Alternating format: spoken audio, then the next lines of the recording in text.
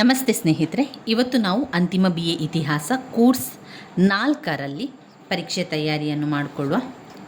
ಇದರಲ್ಲಿ ನೀವು ನೋಡೋದಾದರೆ ಈಗಾಗಲೇ ಗುರುತನ್ನೆಲ್ಲ ಹಾಕ್ಕೊಂಡಿದ್ದೀರಿ.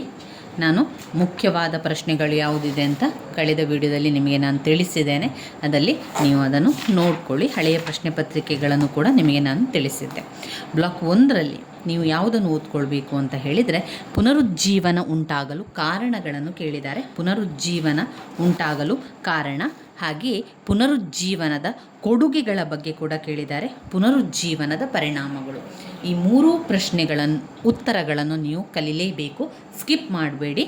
ಬ್ಲಾಕ್ 1ರ ಮೊದಲ ಪಾಠದಲ್ಲಿ ಬರುವಂಥದ್ದು ಪ್ರಶ್ನೆ ಪುನರುಜ್ಜೀವನಕ್ಕೆ ಕಾರಣವಾದಂಥ ಅಂಶಗಳು, ಪುನರುಜ್ಜೀವನದ ಕೊಡುಗೆಗಳು, ಹಾಗೆ ಪುನರುಜ್ಜೀವನದ ಪರಿಣಾಮಗಳು. ಅದೆಲ್ಲ ಕೂಡ 15 ಅಂಕಕ್ಕೆ ಬಂದಿರುವಂತಹ ಪ್ರಶ್ನೆ. ಹಳೆಯ ಪ್ರಶ್ನೆ ಪತ್ರಿಕೆಗಳಲ್ಲಿ ನೀವು ನೋಡಿದರೆ ಪುನರುಜ್ಜೀವನದ ಬಗ್ಗೆ ಇವಿಷ್ಟು ಪ್ರಶ್ನೆಗಳು ಇಲ್ಲಿ ಬಂದಿರುವಂಥದ್ದು.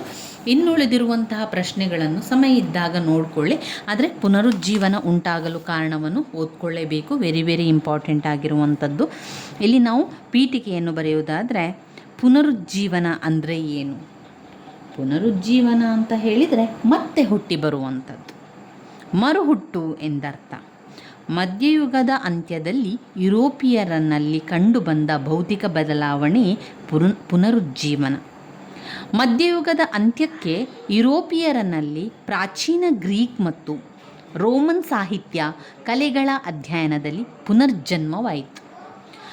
ಇಲ್ಲಿ ಇದೊಂದು ಭೌತಿಕ ಕ್ರಾಂತಿ ಅಂತಲೇ ಹೇಳ್ಬೋದು. ಕ್ರಿಸ್ತಶಕ 1300ರಲ್ಲಿ ನಂತರ ಇಟಲಿಯಲ್ಲಿ ಮೊಟ್ಟ ಮೊದಲಿಗೆ ಸಾಂಸ್ಕೃತಿಕ ಬದಲಾವಣೆ ಕಂಡುಬಂದಿತು. ಯುರೋಪಿಯನ್ನರು ಅರಿಸ್ಟಾಟಲ್, ಪ್ಲೇಟೋ, ಸಾಕ್ರೆಟೀಸ್, ಹೋಮರ್ ಈ ರೀತಿಯಾಗಿ ಅನೇಕ ಪಂಡಿತರು ಸಾಹಿತ್ಯ ಹಾಗೂ ಕಲೆಗಳಲ್ಲಿ ಆಸಕ್ತಿಯನ್ನು ತೊಡಗಿಸಿಕೊಂಡವರು. ಪುನರುಜ್ಜೀವನದ ಲಕ್ಷಣಗಳನ್ನು ನಾವು ನೋಡೋದಿದ್ರೆ, ಮಾನವೀಯತೆ, ಕುತೂಹಲತೆ, ವಿಮರ್ಶಾತ್ಮಕ ಪ್ರವೃತ್ತಿ, ಸ್ವತಂತ್ರ ಆಲೋಚನೆ. ಈ 4 ಪಾಯಿಂಟ್ಸ್ಗಳು ಪುನರುಜ್ಜೀವನದ ಲಕ್ಷಣಗಳಾಗಿದೆ. ನಾನು ಈ ಒಂದು ಪುನರಾವರ್ತನಾ ಅಭ್ಯಾಸವನ್ನು ಮಾಡಬೇಕಾದ್ರೆ ಪಾಯಿಂಟ್ಸ್ಗಳನ್ನಷ್ಟೇ ನೋಡ್ತಾ ಹೋದರೆ ನಮಗೆ ಎಲ್ಲವನ್ನು ಕೂಡ ಕವರ್ ಮಾಡಲಿಕ್ಕೆ ಸಾಧ್ಯ ಆಗ್ತದೆ. ಇಲ್ಲಾಂತಾದರೆ ನಮಗೆ ಪುಸ್ತಕದಲ್ಲಿರುವಂಥ ಎಲ್ಲ ಪ್ರಶ್ನೆಗೂ ಕೂಡ ಉತ್ತರವನ್ನು ನೋಡ್ಕೊಳ್ಳಿಕ್ಕೆ ಸಮಯ ಸಾಕಾಗುವುದಿಲ್ಲ. ಈ ನಾವು ಪುನರಾವರ್ತನಾ ಅಭ್ಯಾಸವನ್ನು ಮಾಡೋದ್ರಿಂದ ಆದಷ್ಟು ಪಾಯಿಂಟ್ಸ್ಗಳ ಕಡೆಗೆ ಗಮನವನ್ನು ಕೊಡುವ. ಪಾಯಿಂಟ್ಸ್ಗಳ ವಿವರಣೆಯನ್ನು ನೀವು ಒಮ್ಮೆ ನೋಡಿಕೊಳ್ಳಿ. ಟೆಕ್ಸ್ಟ್ ಬುಕ್ಕಲ್ಲಿ ಒಮ್ಮೆ ನೋಡಿಕೊಂಡ್ರೆ ನಿಮಗೆ ಬರಿತಾ ಹೋಗ್ಬೋದು. ನಿಮ್ಮದೇ ಆದ ರೀತಿಯಲ್ಲಿ ವಿವರಣೆಯನ್ನು ಕೊಡ್ತಾ ಹೋಗಿ. ಆದರೆ ಪಾಯಿಂಟ್ಸನ್ನು ನೀವು ಸರಿಯಾಗಿ ಕಲಿತುಕೊಳ್ಬೇಕು. ಆ ಪಾಯಿಂಟ್ಸ್ಗಳನ್ನು ಅರ್ಥ ಮಾಡಿಕೊಂಡಾದರೂ ಕಲಿತ್ಕೊಳ್ಳಿ, ಇಲ್ಲಾಂತಾದರೆ ಬಾಯಿಪಾಠ ಮಾಡಿ ಆದರೂ ಕಲಿಬೋದು. ಆದರೆ ಪಾಯಿಂಟ್ಸ್ ತುಂಬಾ ಮುಖ್ಯ ಆಗಿರ್ತದೆ. ಈಗ ಉದಾಹರಣೆಗೆ ಪುನರುಜ್ಜೀವನದ ಲಕ್ಷಣ ಅಂತ ಬಂದಾಗ ಈ 4 ಪಾಯಿಂಟ್ಸ್ಗಳನ್ನು ಬರೆದು ಆ 4 ಪಾಯಿಂಟ್ಸ್ಗೆ ವಿವರಣೆಯನ್ನು ಬರಿತಾ ಹೋಗಬೇಕು. ಆರಂಭದಲ್ಲಿ ಸ್ವಲ್ಪ ಪೀಠಿಕೆಯನ್ನು ಬರೆದು, ಇಲ್ಲಿ ನೋಡಿ ಈ ರೀತಿಯಾಗಿ ಸ್ವಲ್ಪ ಪೀಠಿಕೆಯನ್ನು ಬರೆಯಿರಿ. ನಂತರ ಪುನರುಜ್ಜೀವನ ಅಂದರೆ ಏನು ಎನ್ನುವಂಥ ಅರ್ಥವನ್ನು ಬರೆಯಿರಿ. ಅದಾದ ಮೇಲೆ ಪುನರುಜ್ಜೀವನದ ಲಕ್ಷಣಗಳ ಪಾಯಿಂಟ್ಸ್ಗಳನ್ನು ಬರೆಯಿರಿ. ನಂತರ ಅಲ್ಲಿ ಒಂದೊಂದೇ ಪಾಯಿಂಟ್ಸನ್ನು ವಿವರಿಸುವಂಥದ್ದು. ಮೊದಲು ಮಾನವೀಯತೆ ಅಂತ ಹಾಕಿ ಮಾನವೀಯತೆಯನ್ನು ವಿವರಿಸಿ. ನಂತರ ಕುತೂಹಲತೆ ಅಂತ ಬಂದಾಗ ಕುತೂಹಲತೆಯನ್ನು ವಿವರಿಸಿ. ನೀವು 5 ಅಂಕದ ಪ್ರಶ್ನೆಗೆ ಉತ್ತರವನ್ನು ಬರಿತಾ ಇದ್ದೀರಿ ಅಂತಾದರೆ 1-1.5 ಪುಟದಷ್ಟು ನಿಮ್ಮ ಉತ್ತರ ಇರಲಿ. ಹಾಗೆಯೇ 10 ಅಂಕದ ಪ್ರಶ್ನೆಗೆ 3ರಿಂದ 4 ಪುಟದಷ್ಟು ನಿಮ್ಮ ಉತ್ತರ ಇರಲಿ. 15 ಅಂಕದ ಪ್ರಶ್ನೆಗೆ 4ರಿಂದ 5 ಪುಟದಷ್ಟು ನಿಮ್ಮ ಉತ್ತರ ಇರಲಿ. ಸ್ನೇಹಿತರೆ, ಆದಷ್ಟು ಫಾಸ್ಟಾಗಿ ಉತ್ತರವನ್ನು ಬರೀಬೇಕು. ತುಂಬ ನಿಧಾನ ಮಾಡಿಕೊಳ್ಬೇಡಿ. ನಿಧಾನ ಮಾಡಿದರೆ ನಮಗೆ ಪರೀಕ್ಷೆ ಬರಲಿಕ್ಕೆ ಸಮಯ ಸಾಕಾಗೋದಿಲ್ಲ. ಆವಾಗ ಏನಾಗ್ತದೆ ನೋಡಿ, ಕೊನೆಯ ಪ್ರಶ್ನೆಗಳಿಗೆ ಉತ್ತರವನ್ನು ಬರೀಲಿಕ್ಕೆ ನಮಗೆ ಸಮಯವೇ ಇರುವುದಿಲ್ಲ. ಆಮೇಲೆ ನಮಗೆ ಚಿಂತೆ ಸ್ಟಾರ್ಟ್ ಆಗ್ತದೆ. ಬರೆದಾಗಲಿಲ್ಲ, ಇನ್ನೂ ಬಾಕಿ ಇದೆ, ಇನ್ನೂ ಕ್ವಶನ್ಸ್ ಇದೆ ಅಂತ ಅನ್ನಿಸ್ತದೆ. ಆದ ಕಾರಣ ನೀವೇನು ಮಾಡಬೇಕು, ಸಮಯವನ್ನು ಹೊಂದಾಣಿಕೆ ಮಾಡಿಕೊಳ್ಬೇಕು. ಆರಂಭದಲ್ಲಿ ಪರೀಕ್ಷೆ ಆರಂಭವಾಗುವ ಮೊದಲೇ ನೀವು ಒಂದು ಟೈಮನ್ನು ಹಾಕ್ಕೊಳ್ಬೇಕು. 5 ಅಂಕಕ್ಕೆ ನಾನು ಇಷ್ಟು ಅರ್ಧ ಗಂಟೆಯ ಒಳಗೆ ನಾನು 5 ಅಂಕದ ಪ್ರಶ್ನೆಯನ್ನು ಮುಗಿಸ್ತೇನೆ. 10 ಅಂಕದ ಪ್ರಶ್ನೆಗೆ ಒಂದೊಂದು ಪ್ರಶ್ನೆ ಕೂಡ ನೀವು 1/4 ಗಂಟೆಗಳ ಸಮಯ ಅಂದರೆ 15 ನಿಮಿಷಗಳ ಕಾಲ ನಾನು ತೆಗೆದುಕೊಳ್ಳುತ್ತೇನೆ ಎನ್ನುವಂತೆ ನೀವು ಅದನ್ನು ಲೆಕ್ಕಾಚಾರವನ್ನು ಮಾಡಿಕೊಂಡು ಉತ್ತರವನ್ನು ಬರಿತಾ ಹೋಗಬೇಕು. ಆದಷ್ಟು ಫಾಸ್ಟಾಗಿ ಉತ್ತರವನ್ನು ಬರೀರಿ. ಹೆಚ್ಚು ಯೋಚನೆ ಮಾಡಿಕೊಂಡು ಕೂತ್ಕೊಳ್ಳುವಂಥದ್ದು, ನಿಧಾನ ಮಾಡುವಂಥದ್ದು ಮಾಡಿದರೆ ಕೊನೆಯ ಪ್ರಶ್ನೆಗೆ ಉತ್ತರ ಬರೀಲಿಕ್ಕೆ ಸಮಯ ಇರುವುದಿಲ್ಲ. ಅದರಿಂದ ತುಂಬಾ ಫಾಸ್ಟಾಗಿ ಉತ್ತರವನ್ನು ಬರೀರಿ. ಅದರ ಜೊತೆಗೆ ನೀವು ಸಮಯವನ್ನು ಆ ರೀತಿ ನೋಡಿಕೊಳ್ಳಿ. ನಿಮಗೆ ಎಷ್ಟು ಸಮಯ ತಗೊಳ್ಬೋದು ಅದನ್ನು ನೋಡಿಕೊಂಡು 3 ಗಂಟೆಗಳ ಪರೀಕ್ಷೆಯಲ್ಲಿ 5 ಅಂಕದ ಪ್ರಶ್ನೆ, 10 ಅಂಕದ ಪ್ರಶ್ನೆ, ಹಾಗೆ 15 ಅಂಕದ ಪ್ರಶ್ನೆಗಳು ಇರೋದರಿಂದ ನೀವು ಅದನ್ನು ಸಮಯ ನೋಡಿಕೊಳ್ಬೇಕು. 15 ಅಂಕದ ಪ್ರಶ್ನೆಗೆ ನಿಮಗೆ ಅರ್ಧ ಗಂಟೆಗಳು 30 ನಿಮಿಷ ಬೇಕೇ ಬೇಕಾಗ್ತದೆ. ಕೊನೆಯ 1 ಗಂಟೆ 15 ಅಂಕದ ಪ್ರಶ್ನೆ ಬರೀಲಿಕ್ಕೆ ನೀವು ಅದನ್ನು ಮೀಸಲಿಡಬೇಕು. ಗೊತ್ತಾಯಿತಾ? ಅರ್ಧ ಗಂಟೆ ಅಂದರೆ 30 ನಿಮಿಷಗಳ ಕಾಲ 15 ಅಂಕದ ಪ್ರಶ್ನೆಯನ್ನು ಬರಿಬೇಕು. 15 ಅಂಕದ ಪ್ರಶ್ನೆ ಬರೀಲಿಕ್ಕೆ ಇರ್ತದೆ. 4 ಪ್ರಶ್ನೆಗಳನ್ನು ಕೊಡ್ತಾರೆ, ಅದರಲ್ಲಿ 2 ನಾವು ಉತ್ತರವನ್ನು ಬರಿಬೇಕಾಗಿರುವಂಥದ್ದು. ಆದ್ದರಿಂದ 15 ಅಂಕದ ಪ್ರಶ್ನೆಗೆ ಕೊನೆಯ 1 ಗಂಟೆಯನ್ನು ಇಟ್ಕೊಳ್ಬೇಕು. ಈಗ ನಿಮಗೆ ಬೆಳಿಗ್ಗೆ 9 ಗಂಟೆಯಿಂದ 12 ಗಂಟೆ ತನಕ 1 ಗಂಟೆ ತನಕ ಪರೀಕ್ಷೆ ಅಂತಾದರೆ 12 ಗಂಟೆಯಿಂದ 1 ಗಂಟೆ ಕಾಲ, 9 ರಿಂದ 10, 10 ರಿಂದ 11, 11 ರಿಂದ 12, 12 ಗಂಟೆಗಳ ಕಾಲ. ಈಗ ನೀವು ಹಳೆಯ ಪ್ರಶ್ನೆ ಪತ್ರಿಕೆಯಲ್ಲಿ ಸಮಯ ಎಷ್ಟಿದೆ ಅಂತ ನೀವು ಈಗಾಗಲೇ ನೋಡ್ಕೊಂಡಿದ್ದೀರಿ. ಸಮಯ 3 ಗಂಟೆ ಇದೆ. ಪರೀಕ್ಷೆ ಬರೀಲಿಕ್ಕೆ 3 ಗಂಟೆ ಇರುವಂಥದ್ದು. 12 ಗಂಟೆಯ ತನಕ ಪರೀಕ್ಷೆ ಬರೀಲಿಕ್ಕೆ ಇರುವಂಥದ್ದು. 9 ಗಂಟೆಗೆ ಪರೀಕ್ಷೆ ಆರಂಭ ಆದರೆ 10 ಗಂಟೆ, 11 ಗಂಟೆ, ಹಾಗೆ 12 ಗಂಟೆಗಳು. ನೀವೇನು ಮಾಡಿ ಅಂದರೆ ಕೊನೆಯ 1 ಗಂಟೆ ಅಂದರೆ 11 ಗಂಟೆಯಿಂದ 12 ಗಂಟೆ 15 ಅಂಕದ ಪ್ರಶ್ನೆಗೆ ಮೀಸಲಿಡಬೇಕು. 11 ಗಂಟೆ ಆದ ತಕ್ಷಣ ನೀವು ಯಾವುದೇ ಪ್ರಶ್ನೆಯಲ್ಲಿದ್ದರೂ ಕೂಡ ಬಿಟ್ಟು 2-3 ಪುಟವನ್ನು ಪೇಜನ್ನು ಆ 10 ಅಂಕದ ಪ್ರಶ್ನೆಗೆ ನೀವು ಬಾಕಿ ಇಟ್ಕೊಳ್ಳಿ. ನಂತರ ನೀವು 15 ಅಂಕದ ಪ್ರಶ್ನೆ ಬರೀಲಿಕ್ಕೆ ಆರಂಭ ಮಾಡಲೇಬೇಕು. 11:15 ನೀವು 15 ಅಂಕದ ಪ್ರಶ್ನೆ ಎಲ್ಲ ಬರೆದಾಗಬೇಕು. ಒಂದು ವೇಳೆ ಬರೆದಾಗಲಿಲ್ಲ ಅಂತಂದರೆ ಮತ್ತೊಂದು ಪುಟವನ್ನು ಬಿಟ್ಟು ಮತ್ತೊಂದು 15 ಅಂಕದ ಪ್ರಶ್ನೆಯನ್ನು ಬರಿತಾ ಹೋಗಬೇಕು. ಆವಾಗ ಕೊನೆಗೆ ಹೇಗಾದರೂ ನಮಗೆ 10 ನಿಮಿಷಗಳ ಕಾಲ ಸಿಗ್ತದೆ. ಆವಾಗ ಇವೆಲ್ಲವನ್ನು ಕೂಡ ಭರ್ತಿ ಮಾಡ್ತಾ ಬರಬೇಕಾಗ್ತದೆ. ನಾವು ಯಾವುದೆಲ್ಲ ನಾವು ಬಾಕಿ ಇಟ್ಟಿರ್ತೇವೆ, ಪುಟವನ್ನು ಬಿಟ್ಟಿರ್ತೇವೆ ಅಲ್ವಾ, ಅದನ್ನೆಲ್ಲ ಮುಗಿಸ್ತಾ ಬರಬೇಕು. ಆದಷ್ಟು 5 ಅಂಕದ ಪ್ರಶ್ನೆಗೆ ತುಂಬಾ ಫಾಸ್ಟಾಗಿ ಉತ್ತರವನ್ನು ಬರೀರಿ. ನಿಧಾನ ಮಾಡಬೇಡಿ. 5 ಅಂಕದ ಪ್ರಶ್ನೆಗೆ 1 ಗಂಟೆಗಳ ಕಾಲ ಸಮಯ ತಗೊಳ್ಬೇಡಿ. 9 ಗಂಟೆಗೆ ಪರೀಕ್ಷೆ ಆರಂಭ ಅಂತ ಆದರೆ 9 ರಿಂದ 10 5 ಅಂಕದ ಪ್ರಶ್ನೆಗೆ ಇಡಬೇಡಿ. ಅಲ್ಲಿ ನೀವು 9 ಗಂಟೆಯಿಂದ 9:15 ಒಳಗೆ 5 ಅಂಕದ ಪ್ರಶ್ನೆ ಮುಗಿಸಿ ಆಗಬೇಕು. ಒಂದು ವೇಳೆ ಮುಗಿಸಲಿಲ್ಲ ಅಂತಾದರೆ ಅದಕ್ಕೆ ತಕ್ಕಂತೆ ನೀವು ಪುಟವನ್ನು ಬಿಟ್ಟು ನಂತರ 10 ಅಂಕದ ಪ್ರಶ್ನೆಗೆ ಬರಬೇಕು. 10 ಅಂಕದ ಪ್ರಶ್ನೆ 15 ನಿಮಿಷಗಳ ಕಾಲ, ಒಂದು ಪ್ರಶ್ನೆ 15 ನಿಮಿಷಗಳ ಕಾಲವನ್ನು ತೆಗೆದುಕೊಂಡು ನೀವು ಉತ್ತರವನ್ನು ಬರಿಬೇಕು. ಅದರಿಂದ ತುಂಬ ಫಾಸ್ಟಾಗಿ ಉತ್ತರವನ್ನು ಬರಿತಾ ಹೋಗಬೇಕು. ಇದನ್ನು ನೀವು ನೆನಪಲ್ಲಿ ಇಟ್ಕೊಳ್ಳಿ ಪರೀಕ್ಷೆಯನ್ನು ಬರಿಬೇಕಾದ್ರೆ. ಈಗ ನಾವು ಪಾಯಿಂಟ್ಸ್ಗಳನ್ನೆಲ್ಲ ನೋಡ್ತಾ ಹೋಗುವ, ವಿವರಣೆಯನ್ನು ಇನ್ನೊಮ್ಮೆ ಸಮಯ ಇದ್ದರೆ ಇನ್ನೊಮ್ಮೆ ನೋಡ್ತಾ ಹೋಗುವ. ಆದಷ್ಟು ಪಾಯಿಂಟ್ಸ್ಗಳನ್ನು ನೋಡ್ತಾ ಹೋಗುವ. ಇದು ಕೋರ್ಸ್ 4ರಲ್ಲಿ ನಾವು ನೋಡ್ತಾ ಇರುವಂಥದ್ದು. ಕೋರ್ಸ್ 3, ಕೋರ್ಸ್ 5ರಲ್ಲಿ ಕೂಡ ನಾವು ಅದೇ ರೀತಿಯಲ್ಲಿ ಪಾಯಿಂಟ್ಸನ್ನೆಲ್ಲ ನೋಡ್ತಾ ಹೋಗುವ. ಆವಾಗ ನಮಗೆ ಎಲ್ಲ ಕೂಡ ಕವರ್ ಮಾಡಲಿಕ್ಕೆ ಸಾಧ್ಯ ಆಗ್ತದೆ. ಈ ಪಾಯಿಂಟ್ಸನ್ನು ಸರಿಯಾಗಿ ಕಲಿಯಿರಿ. ಪುನರುಜ್ಜೀವನ ಉಂಟಾಗಲು ಕಾರಣಗಳೇನು? 1. ಕಾನ್ಸ್ಟಂಟಿನೋಪಲ್ ನಗರದ ಪತನ. ಕಾನ್ಸ್ಟಂಟಿನೋಪಲ್ ನಗರದ ಪತನ. ಯಾವಾಗ ನಾನು ವಿಡಿಯೋ ಪಾಯಿಂಟ್ಸನ್ನು ಹೇಳ್ತಾ ಹೋಗ್ತೇನೆ ಆವಾಗ ನೀವು ಆ ಪಾಯಿಂಟ್ಸನ್ನು ಕಲಿತುಕೊಳ್ಳಿ. ನೀವು ಆವಾಗಲೇ 2-3 ಬಾರಿ ಹೇಳಿ, ಆವಾಗ ಅದು ನೆನಪಲ್ಲಿ ಉಳಿತದೆ. ಪುನರುಜ್ಜೀವನ ಉಂಟಾಗಲು ಕಾರಣ 1. ಕಾನ್ಸ್ಟಂಟಿನೋಪಲ್ ನಗರದ ಪತನ. ಕಾನ್ಸ್ಟಂಟಿನೋಪಲ್ ನಗರದ ಪತನ. 2. ಧರ್ಮಯುದ್ಧಗಳು. 2 ಧರ್ಮಯುದ್ಧಗಳು. 2 ಧರ್ಮಯುದ್ಧಗಳು. 3 ಭೌಗೋಳಿಕ ಸಂಶೋಧನೆಗಳು.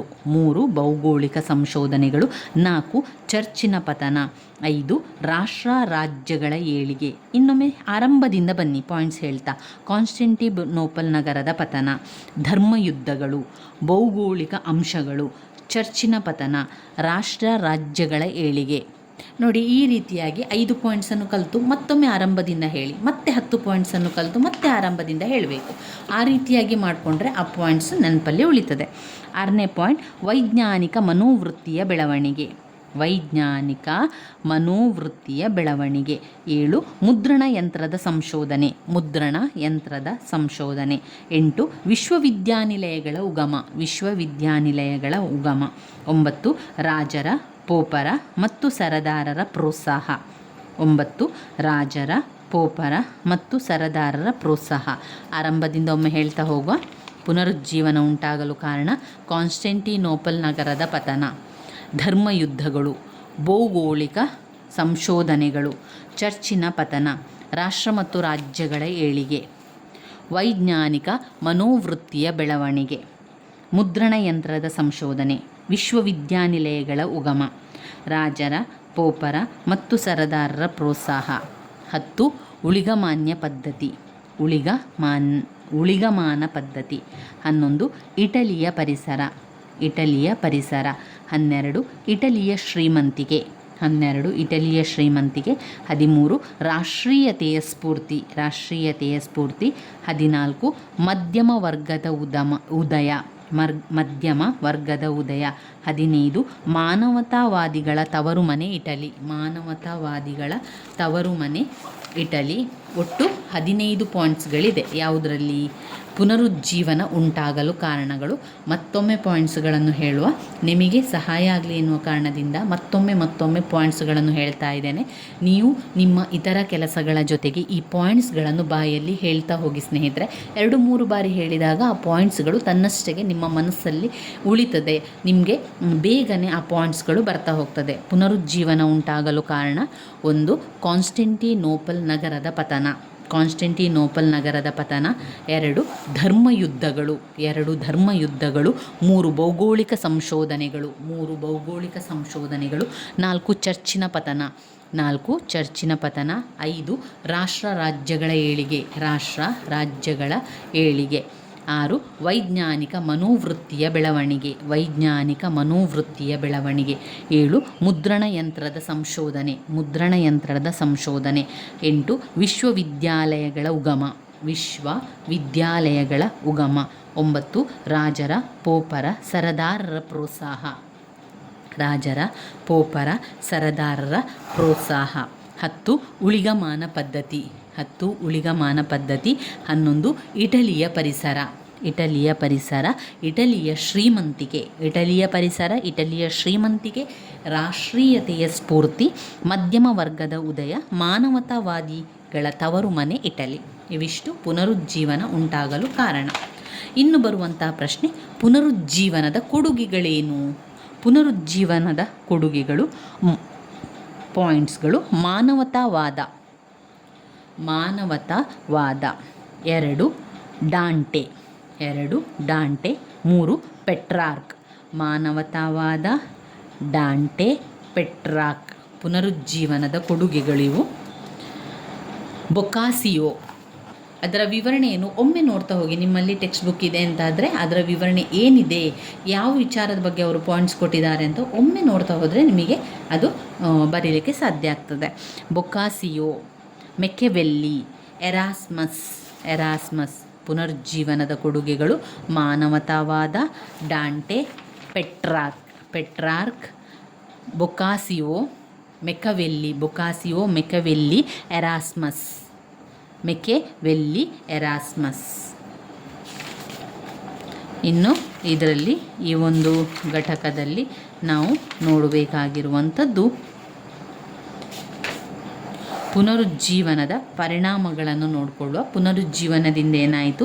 ಪುರಾತನ ಸಂಸ್ಕೃತಿಯ ಪುನರುಚ್ಚೇತನವಾಯಿತು. ಹಳೆಯ ಸಂಸ್ಕೃತಿ ಇದೆಯಲ್ಲ, ಪುರಾತನವಾದಂತಹ ಸಂಸ್ಕೃತಿಯ ಪುನರುಚ್ಚೇತನವಾಯಿತು.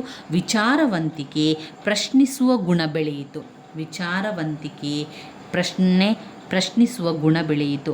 ಕಲೆ, ದೇಶೀಯ ಭಾಷೆ, ಶಿಲ್ಪಕಲೆ, ಚಿತ್ರಕಲೆ, ಸಾಹಿತ್ಯ ಎಲ್ಲ ಬದಲಾವಣೆಗಳಾದವು. ಪುನರುಜ್ಜೀವನದಿಂದಾಗಿ ಕಲೆ, ದೇಶೀಯ ಭಾಷೆ, ಶಿಲ್ಪಕಲೆ, ಚಿತ್ರಕಲೆ, ಸಾಹಿತ್ಯ ಎಲ್ಲ ಬದಲಾವಣೆಗಳಾದವು. ಪುನರುಜ್ಜೀವನದಿಂದ ದೇಶೀಯ ಸಾಹಿತ್ಯ ಹಾಗೂ ಭಾಷೆಗಳ ಬೆಳವಣಿಗೆಯಾಯಿತು.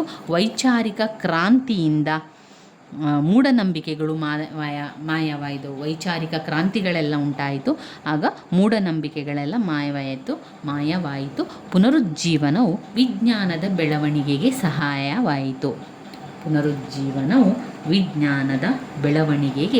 ಸಹಾಯವಾಯಿತು. ಇನ್ನು ಬರುವಂತಹ ಮುಖ್ಯವಾದ ಪ್ರಶ್ನೆ, ಭೌಗೋಳಿಕ ಅನ್ವೇಷಣೆಗಳು ಮತ್ತು ಕಾರಣಗಳು. ಓದ್ಕೊಳ್ಳಿದು. ಒಮ್ಮೆ 10 ಅಂಕಕ್ಕೆ ಕೇಳಿದ್ದಾರೆ, ಮತ್ತೊಮ್ಮೆ 15 ಅಂಕಕ್ಕೂ ಕೂಡ ಕೇಳಿರುವಂತಹ ಪ್ರಶ್ನೆ, ಭೌಗೋಳಿಕ ಅನ್ವೇಷಣೆಗಳ ಕಾರಣಗಳನ್ನು ತಿಳಿಸಿ. 1 ಧರ್ಮಯುದ್ಧಗಳು. ಭೌಗೋಳಿಕ ಅನ್ವೇಷಣೆಗಳ ಕಾರಣಗಳು: ಧರ್ಮಯುದ್ಧಗಳು. 2 ಪುನರುಜ್ಜೀವನದ ಸ್ಫೂರ್ತಿ. ಪುನರುಜ್ಜೀವನದ ಸ್ಫೂರ್ತಿ. ಧರ್ಮಯುದ್ಧಗಳು. 1 ಧರ್ಮಯುದ್ಧಗಳು, 2 ಪುನರುಜ್ಜೀವನದ ಸ್ಫೂರ್ತಿ, 3 ರಾಷ್ಟ್ರ ರಾಜ್ಯಗಳ ಏಳಿಗೆ, 4 ವಾಣಿಜ್ಯೋದ್ಯಮದ ಬೆಳವಣಿಗೆ. 5 ಆರ್ಥಿಕ ಕಾರಣಗಳು. 6 ಧಾರ್ಮಿಕ ಕಾರಣಗಳು. 7 ಪ್ರವಾಸಿ ವರದಿಗಳು. 8 ಹಣಕಾಸು ನೆರವು. 9 ಹಳೆಯ ಮಾರ್ಗಗಳು. ಬದಲಾದ ವ್ಯಾಪಾರಿ ಮಾರ್ಗ. ಮತ್ತೊಮ್ಮೆ ಆರಂಭದಿಂದ ಹೇಳ್ತಾ ಇನ್ನೂ ಕೆಲವು ಪಾಯಿಂಟ್ಸ್ಗಳಿದೆ, ಅದನ್ನು ಜೊತೆಯಾಗಿ ಹೇಳ್ತಾ ಹೋಗುವ. ಭೌಗೋಳಿಕ ಅನ್ವೇಷಣೆಗಳ ಕಾರಣಗಳು. 1 ಧರ್ಮಯುದ್ಧಗಳು. ಪುನರುಜ್ಜೀವನದ ಸ್ಫೂರ್ತಿ. 3 ರಾಷ್ಟ್ರ ರಾಜ್ಯಗಳ ಏಳಿಗೆ. 4 ವಾಣಿಜ್ಯೋದ್ಯಮದ ಬೆಳವಣಿಗೆ. 5 ಆರ್ಥಿಕ ಕಾರಣಗಳು. 6 ಧಾರ್ಮಿಕ ಕಾರಣಗಳು. 7 ಪ್ರವಾಸಿ ವರದಿಗಳು. 8 ಹಣಕಾಸು ನೆರವು. 9 ಹಳೆ ಮಾರ್ಗಗಳು. 10 ಬದಲಾದ ವ್ಯಾಪಾರಿ ಮಾರ್ಗ. 11 ಇಟಲಿಯ ಶ್ರೀಮಂತಿಕೆ. 12 ಸಂಪತ್ತಿನ ದಾಹ. 13 ನಾವಿಕರ ದಿಕ್ಸೂಚಿಯ ಸಂಶೋಧನೆ. 14 ಕಾನ್ಸ್ಟಂಟಿನೋಪಲ್ ನಗರದ ಪತನ. 15 ವೈಜ್ಞಾನಿಕ ಕಾರಣಗಳು. ಎಷ್ಟು ಪಾಯಿಂಟ್ಸ್ ಇದೆ ಇದರಲ್ಲಿ 15 ಪಾಯಿಂಟ್ಸ್ಗಳಿದೆ. ವೈಜ್ಞಾನಿಕ ಕಾರಣಗಳು. ಮತ್ತೊಮ್ಮೆ ಹೇಳುವ, ತುಂಬ ಇಂಪಾರ್ಟೆಂಟ್ ಆಗಿರುವಂತಹ ಪ್ರಶ್ನೆಗಳು ಇವೆಲ್ಲ. ಭೌಗೋಳಿಕ ಅನ್ವೇಷಣೆಗಳು ಮತ್ತು ಕಾರಣಗಳು. 1 ಧರ್ಮಯುದ್ಧಗಳು.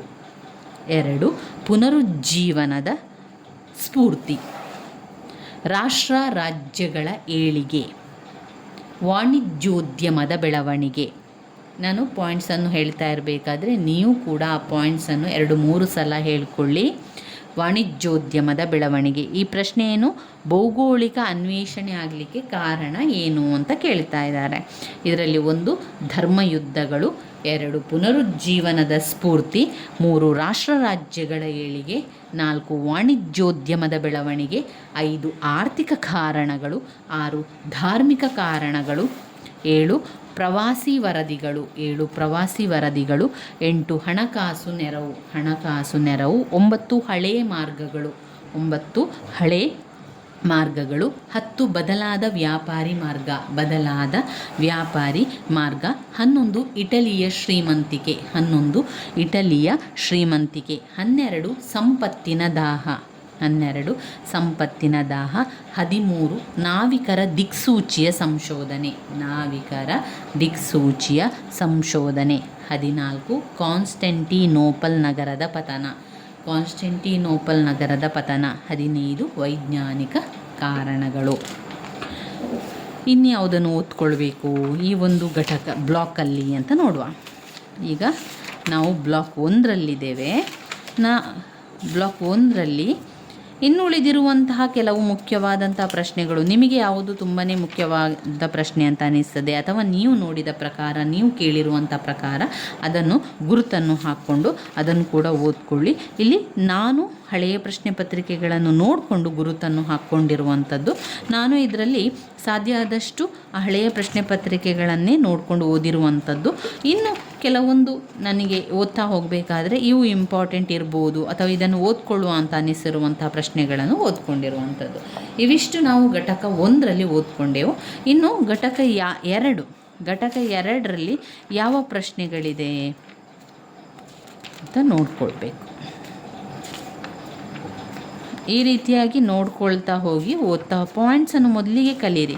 ನಂತರ ಪಾಯಿಂಟ್ಸಿನ ವಿವರಣೆ ಏನಿದೆ ಅಂತ ನೋಡಿಕೊಂಡ್ರೆ ಸಾಕು. ಈಗ ಘಟಕ 2ರಲ್ಲಿ ಇಂಪಾರ್ಟೆಂಟ್ ಆಗಿರುವಂತಹ ಪ್ರಶ್ನೆಗಳು ನಾನು ಗುರುತು ಹಾಕ್ಕೊಳ್ಳಿಲ್ಲ. ಇಂಪಾರ್ಟೆಂಟ್ ಪ್ರಶ್ನೆಗಳಿಲ್ಲ ಅಲ್ಲಿ, ಹಾಗೆ ನಾನು ಗುರುತನ್ನು ಹಾಕ್ಕೊಳ್ಳಿಲ್ಲ. ಇನ್ನು ಬರುವಂಥದ್ದು ಘಟಕ 3. ಘಟಕ 3ರಲ್ಲಿ ಫ್ರಾನ್ಸಿನ ಕ್ರಾಂತಿಯ ಮಹತ್ವವನ್ನು ಓದ್ಕೊಳ್ಳಿಕ್ಕಿದೆ. ಹಾಗೆಯೇ 1789ರ ಫ್ರಾನ್ಸಿನ ಮಹಾಕ್ರಾಂತಿಯ ಕಾರಣಗಳು. ಅದುವೇ ಪ್ರಶ್ನೆ, ವೆರಿ ಇಂಪಾರ್ಟೆಂಟ್ ಆಗಿರುವಂಥ ಪ್ರಶ್ನೆ ಸ್ನೇಹಿತರೆ. ಫ್ರಾನ್ಸಿನ ಮಹಾಕ್ರಾಂತಿಯ ಮಹತ್ವವನ್ನು ತಿಳಿಸಿ ಅಥವಾ ಫ್ರಾನ್ಸಿನ ಮಹಾಕ್ರಾಂತಿಯ ಕಾರಣಗಳನ್ನು ತಿಳಿಸಿ ಅಂತ ಹೇಳಿದ್ದಾರೆ. ನಾವು ಕಾರಣಗಳನ್ನು ಮೊದಲಿಗೆ ತಿಳ್ಕೊಳ್ಳುವ, ನಂತರ ಮಹತ್ವವನ್ನು ಕೊಟ್ಟಿದ್ದರೆ ಮಹತ್ವ ಕೂಡ ಓದ್ಕೊಳ್ಳುವ. ಅದರ ಫ್ರಾನ್ಸಿನ ಕ್ರಾಂತಿ ಇಂಪಾರ್ಟೆಂಟ್ ಆಗಿರುವಂತಹ ಒಂದು ಘಟಕ ಆಗಿದೆ. ಇದನ್ನು ಕೂಡ ನಾವು ಪಾಯಿಂಟ್ಸ್ಗಳನ್ನಷ್ಟೇ ತಿಳಿತಾ ಹೋಗುವ, ಆವಾಗ ನಮಗೆ ಎಲ್ಲವನ್ನು ಕೂಡ ಕವರ್ ಮಾಡಲಿಕ್ಕೆ ಸಾಧ್ಯ ಆಗ್ತದೆ. ಫ್ರಾನ್ಸಿನ ಮಹಾಕ್ರಾಂತಿಯು ಇಡೀ ಮಾನವನ ಚರಿತ್ರೆಯಲ್ಲಿ ಬಹುಮುಖ್ಯವಾದ ಘಟನೆ ಎಂದು ಪರಿಗಣಿಸಲಾಗಿದೆ. ಕಾರಣ ಏನಂದರೆ, ಇದು ಶ್ರೀಸಾಮಾನ್ಯ ಜನರು ತಮ್ಮ ಹಕ್ಕು ಬಾಧ್ಯತೆಗಳಿಗಾಗಿ ನಿರಂಕುಶ ಪ್ರಭುತ್ವದ ವಿರುದ್ಧ ಪಡೆದ ಮೊದಲ ಜಯವಾಗಿದೆ. ಈ ಕ್ರಾಂತಿಯಿಂದಾಗಿ ಯುರೋಪಿನ ಇತಿಹಾಸವು ಒಂದು ರಾಷ್ಟ್ರದ ಇತಿಹಾಸದಲ್ಲಿ, ಒಂದು ಘಟನೆಯಲ್ಲಿ, ಒಬ್ಬ ವ್ಯಕ್ತಿಯಲ್ಲಿ ಐಕ್ಯವಾಗಿದೆ. ಆ ರಾಷ್ಟ್ರವೇ ಫ್ರಾನ್ಸ್. ಈ ಘಟನೆಯೇ ಫ್ರೆಂಚ್ ಕ್ರಾಂತಿ. ಆ ವ್ಯಕ್ತಿಯ ನೆಪೋಲಿಯನ್ ಬೊನಪಾರ್ಟ್ ಎಂಬ ಯುರೋಪಿನ ಇತಿಹಾಸದ ಬಗೆಗಿರುವ ಮತ್ತು ಫ್ರೆಂಚ್ ಕ್ರಾಂತಿಯ ಮಹತ್ವವನ್ನು ತಿಳಿಸುತ್ತದೆ. 1789ರ ಫ್ರಾನ್ಸಿನ ಮಹಾಕ್ರಾಂತಿಯ ಕಾರಣಗಳು ಏನೆಲ್ಲ?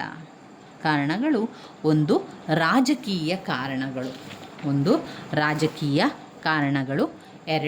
ಸಾಮಾಜಿಕ ಕಾರಣಗಳು. ರಾಜಕೀಯ ಕಾರಣಗಳು, 2 ಸಾಮಾಜಿಕ ಕಾರಣಗಳು. ಸಾಮಾಜಿಕ ಕಾರಣಗಳಲ್ಲಿ 2 ಭಾಗಗಳಾಗಿ ವಿಂಗಡಿಸಲಾಗಿದೆ. ಒಂದು ಸವಲತ್ತು ಹೊಂದಿರುವಂಥ ವರ್ಗ, ಮತ್ತೊಂದು ಸವಲತ್ತಿಲ್ಲದ ವರ್ಗ ಎನ್ನುವಂತಹ 2 ವರ್ಗಗಳನ್ನಾಗಿ ಮಾಡಿದ್ದಾರೆ. ಅದರಲ್ಲಿ 1 ಆಳುವ ವರ್ಗ, 2 ಶ್ರೀಮಂತ ವರ್ಗ, 3 ಪುರೋಹಿತ ವರ್ಗ, 4 ಮಧ್ಯಮ ವರ್ತಿ, ಹಾಗೆ 5 ಶ್ರೀಸಾಮಾನ್ಯರ ವರ್ಗ. ಇವಿಷ್ಟು ವಿಚಾರಗಳು ಸಾಮಾಜಿಕ ಕಾರಣಗಳಲ್ಲಿ ಬರ್ತದೆ. ಸವಲತ್ತು ವರ್ಗ, ಸವಲತ್ತಿಲ್ಲದ ವರ್ಗ.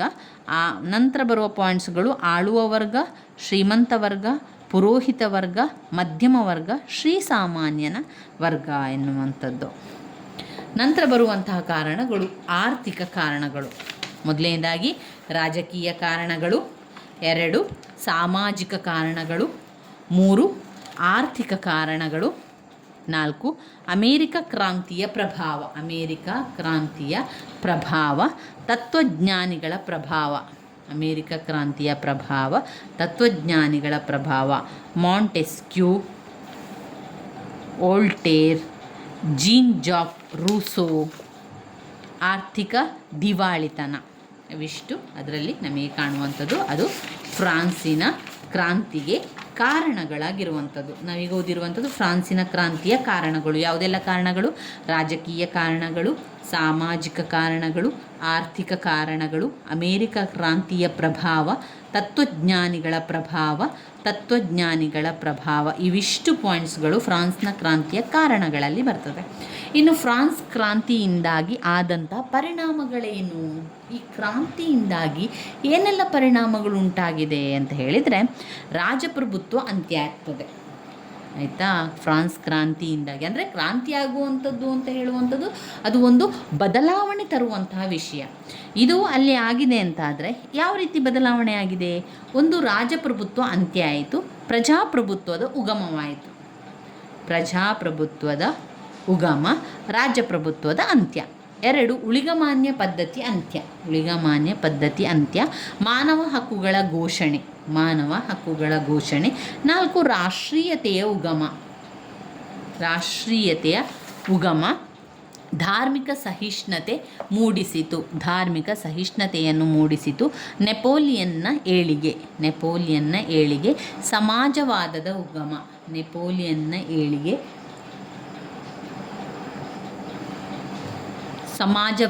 ಉಗಮ. ಇವಿಷ್ಟು ಫ್ರಾನ್ಸ್ ಕ್ರಾಂತಿಯ ಪರಿಣಾಮಗಳು. ಮತ್ತೊಮ್ಮೆ ಫ್ರಾನ್ಸ್ ಕ್ರಾಂತಿಯ ಪರಿಣಾಮಗಳನ್ನು ಓದ್ಕೊಳ್ಳುವ.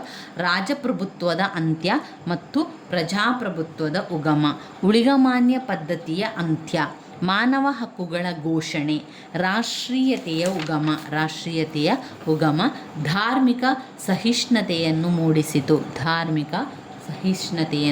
ಮೂಡಿಸಿತು, ನೆಪೋಲಿಯನ್ನ ಏಳಿಗೆ, ಸಮಾಜವಾದದ ಉಗಮ. ಇವಿಷ್ಟು ನೋಡಿದರೆ ಘಟಕ 3ರಲ್ಲಿ ನಾವು ಎಲ್ಲವನ್ನು ಕೂಡ ನೋಡಿಕೊಂಡೆವು. ಇನ್ನು ರಾಷ್ಟ್ರೀಯ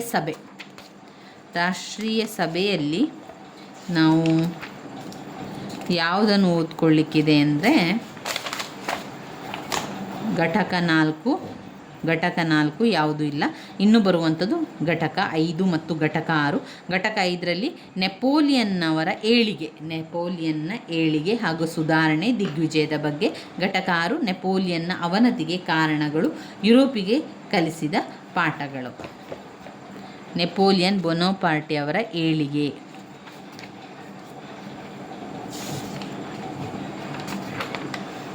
ನಾವು ಮೊದಲಿಗೆ ನೆಪೋಲಿಯನ್ ಅಂದರೆ ಯಾರು ಅಂತ ಓದ್ಕೊಳ್ಬೇಕು. ಅದಾದ ನಂತರ ನಾವು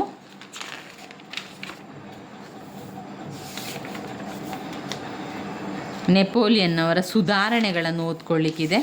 ಅದಾದ ಮೇಲೆ ನೆಪೋಲಿಯನ್ ಅವನತಿಗೆ ಕಾರಣಗಳನ್ನು ಓದ್ಕೊಳ್ಳಿಕ್ಕಿದೆ. ಘಟಕ 6ರಲ್ಲಿ ಅವನತಿಯ ಕಾರಣಗಳನ್ನು ಕಾಣ್ಬೋದು. ಅವಷ್ಟು ನೋಡಿದರೆ ನಾವು ಬ್ಲಾಕ್ 1ರ ಸಂಪೂರ್ಣವಾದ ಮುಖ್ಯವಾದ ಪ್ರಶ್ನೆಗಳನ್ನು ಓದ್ಕೊಂಡಿದ್ದೇವೆ. ಇವಾಗ ನೆಪೋಲಿಯನ್ ಅವರ ಏಳಿಗೆಯ ಬಗ್ಗೆ ತಿಳ್ಕೊಳ್ಳುವ, ದಿಗ್ವಿಜಯಗಳ ಬಗ್ಗೆ ತಿಳ್ಕೊಳ್ಳುವ.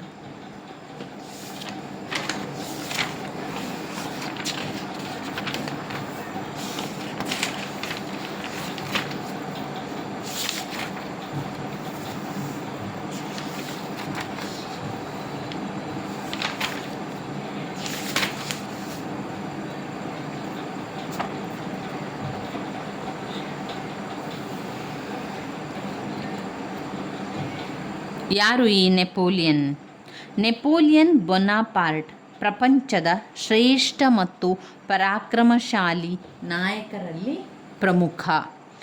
ಜೂಲಿಯಸ್ ಸೀಸರ್ ಮತ್ತು ಅಲೆಕ್ಸಾಂಡರ್ನಂತಹ ಮಹಾನಾಯಕರೊಂದಿಗೆ ಹೋಲಿಸಬಹುದಾದ ಅಪ್ರತಿಮ ಸೇನಾನಿ.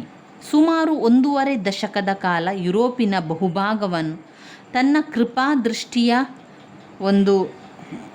ಕೃಪಾದೃಷ್ಟಿಯಲ್ಲಿ ಸಿಲುಕಿಸಿದ್ದ ಮುತ್ಸದ್ದಿ ಈ ಹಿಂದೆಂದೂ ಕಾಣದಂತಹ ಉದಾತ್ತ ಧ್ಯೇಯಗಳನ್ನೊಳಗೊಂಡ ಆಡಳಿತ ಸುಧಾರಣೆಗಳನ್ನು ಫ್ರಾನ್ಸ್ನಲ್ಲಿ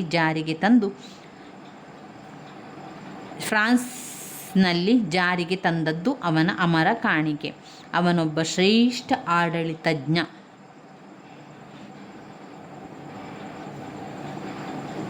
ಇದು ನೆಪೋಲಿಯನ್ನಿಗೆ ಶ್ರೇಷ್ಠ ಸ್ಥಾನವನ್ನು ಕಲ್ಪಿಸಿಕೊಟ್ಟಿದೆ. ಈತನು ಫ್ರಾನ್ಸ್ ಕ್ರಾಂತಿಯ ನಂತರ ಉಂಟಾದ ರಾಜಕೀಯ ಅರಾಜಕತೆಯನ್ನು ತೊಲಗಿಸಿ ಫ್ರಾನ್ಸ್ ಚಕ್ರವರ್ತಿ ಕೂಡ ಆಗ್ತಾನೆ.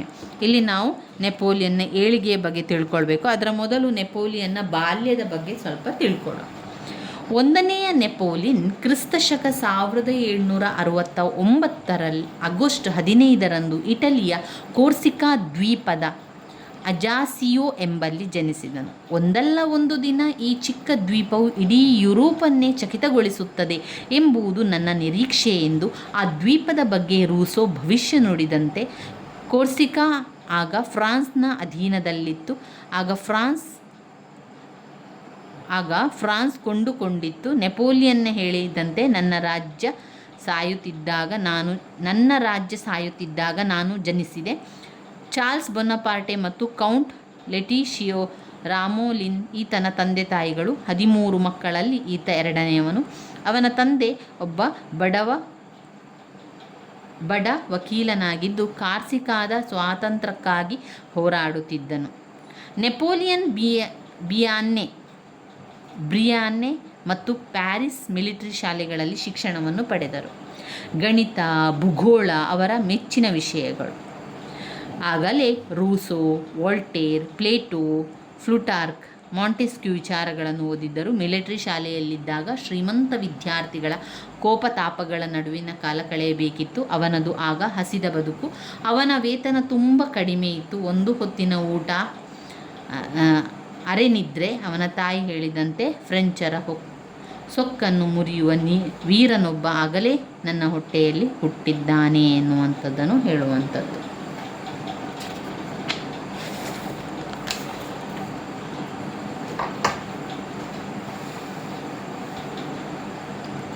ಇಲ್ಲಿ ನೆಪೋಲಿಯನ್ನ ದಿಗ್ವಿಜಯಗಳನ್ನು ಕಾಣ್ಬೋದು. ನೆಪೋಲಿಯನ್ನ ವಿದೇಶಾಂಗ ನೀತಿ, ನೆಪೋಲಿಯನ್ನ ದಿಗ್ವಿಜಯಗಳು.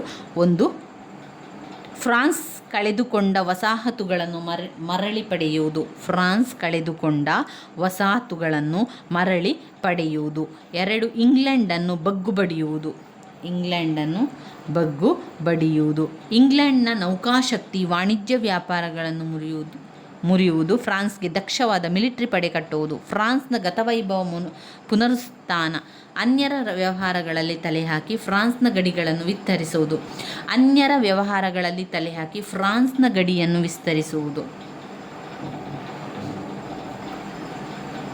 ಇವಿಷ್ಟು ನೆಪೋಲಿಯನ್ ದಿಗ್ವಿಜಯಕ್ಕೆ ಇರುವಂತಹ ಕೆಲವೊಂದು ಪಾಯಿಂಟ್ಸ್ಗಳಾಗಿದೆ.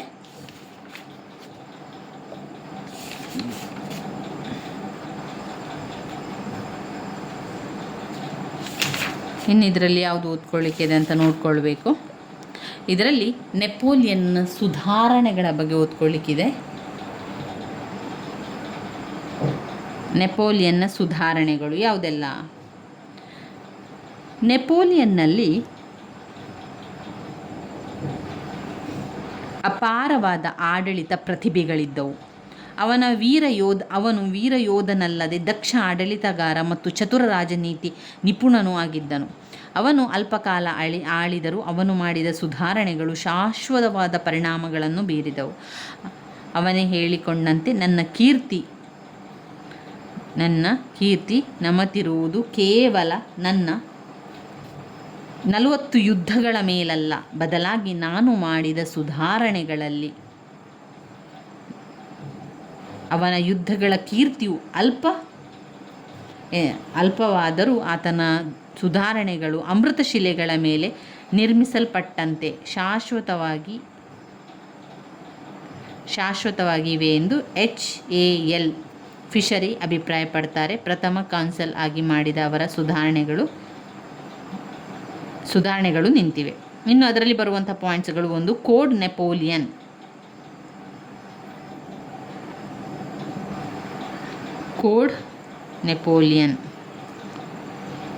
ಸಿವಿಲ್ ಕೋಡ್, ಸಿವಿಲ್ ಪ್ರೊಸೀಜರ್, ಈ ರೀತಿಯಾಗಿ ಬರ್ತದೆ. ಪಾಯಿಂಟ್ಸ್ಗಳನ್ನಷ್ಟೇ ನೋಡುವ. ಆ ಪಾಯಿಂಟ್ಸಲ್ಲಿ ಕೂಡ ಕೆಲವು ಸಬ್ ಪಾಯಿಂಟ್ಸ್ಗಳನ್ನು ನೋಡಬೇಕು. ಕೋಡ್ ನೆಪೋಲಿಯನ್, ಅದರಲ್ಲಿ civil code, civil procedure code, the penal code, criminal procedure code, ವಾಣಿಜ್ಯ ಸಂಹಿತೆಗಳು. ಕೋಡ್ ನೆಪೋಲಿಯನ್ನಲ್ಲಿ ನೆಪೋಲಿಯನ್ನ ಸುಧಾರಣೆಗಳು: ಧಾರ್ಮಿಕ ಸುಧಾರಣೆಗಳನ್ನು ಮಾಡ್ತಾ ಇದ್ದ. ಆರ್ಥಿಕ ಸುಧಾರಣೆಗಳು, ಲೋಕೋಪಯೋಗಿ ಕಾರ್ಯಗಳು, ಕಲೆ ಮತ್ತು ವಾಸ್ತುಶಿಲ್ಪ, ಶಿಕ್ಷಣದ ಸುಧಾರಣೆಗಳು, ಲೀಜನ್ ಆಫ್ ಆನರ್,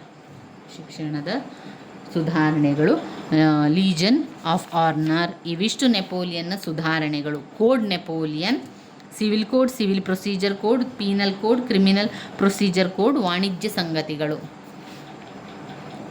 ಧಾರ್ಮಿಕ ಸುಧಾರಣೆಗಳು, ಆರ್ಥಿಕ ಸುಧಾರಣೆಗಳು, ಲೋಕೋಪಯೋಗಿ ಕಾರ್ಯಗಳು, ಕಲೆ ಮತ್ತು ವಾಸ್ತುಶಿಲ್ಪ, ಶಿಕ್ಷಣ ಸುಧಾರಣೆಗಳು, ಲೀಜನ್ ಆಫ್ ಆನರ್. ಇವಿಷ್ಟು ಆ ಒಂದು ಘಟಕದಲ್ಲಿ ಓದ್ಕೊಳ್ಬೇಕಾಗಿರುವಂಥದ್ದು. ಇನ್ನು ಘಟಕ 6, ನೆಪೋಲಿಯನ್ನ ಅವನತಿಗೆ ಕಾರಣಗಳು ಯಾವುದೆಲ್ಲ? 1, ಖಂಡಾಂತರ ಪದ್ಧತಿಯಲ್ಲಿ ಕಟ್ಟುನಿಟ್ಟಾಗಿ ಅಕ್ರಮವನ್ನು ಪಾಲಿಸಬೇಕು. ಅದು ಮೂರ್ಖತನವಾಗಿತ್ತು. ನೆಪೋಲಿಯನ್ ಮತ್ತು ಇಂಗ್ಲೆಂಡ್ ನೇರ ಯುದ್ಧದಲ್ಲಿ ನೆಪೋಲಿಯನ್ನ ಸೋಲಿಸುವುದು ಅಸಾಧ್ಯವೆಂದು, ಅದರ ಬಲವೆಲ್ಲ ವ್ಯಾಪಾರ ವಾಣಿಜ್ಯ ಮೇಲೆ ಅವಲಂಬಿತವಾಗಿದೆ ಎಂದು ಅವರ ವಾಣಿಜ್ಯವನ್ನು ನಾಶಪಡಿಸಿದರೆ ಅವರ ಪ್ರಾಬಲ್ಯ ಕುಸಿದು ತಾನಾಗಿಯೇ ಫ್ರಾನ್ಸ್ಗೆ ಶರಣಾಗುವುದು ಎಂದು ನೆಪೋಲಿಯನ್ ತಪ್ಪಾಗಿ ಗ್ರಹಿಸಿ ತನ್ನ ಮಿತ್ರ ರಾಷ್ಟ್ರಕ್ಕೆ ಅವುಗಳ ವಸ್ತುಗಳನ್ನು ಬಹಿಷ್ಕರಿಸುವಂತೆ ಹೇಳಿ ಖಂಡಾಂತರ ಪದ್ಧತಿಯಲ್ಲಿ ಅವುಗಳ ಮೇಲೆ ಕಟ್ಟುನಿಟ್ಟಾಗಿ ಹೇರಿದ್ದು ಅವನ ಮೂರ್ಖತನವಾಗಿತ್ತು. ಇಂದು ಖಂಡಾಂತರ ಪದ್ಧತಿ. 2, ಪರ್ಯಾಯ ದ್ವೀಪ. ಖಂಡಾಂತರ ಪದ್ಧತಿ, ಪರ್ಯಾಯ ದ್ವೀಪ. ಕೆಥೋಲಿಕ್ ವಿರೋಧ, ರಷ್ಯಾ ದಂಡಯಾತ್ರೆ.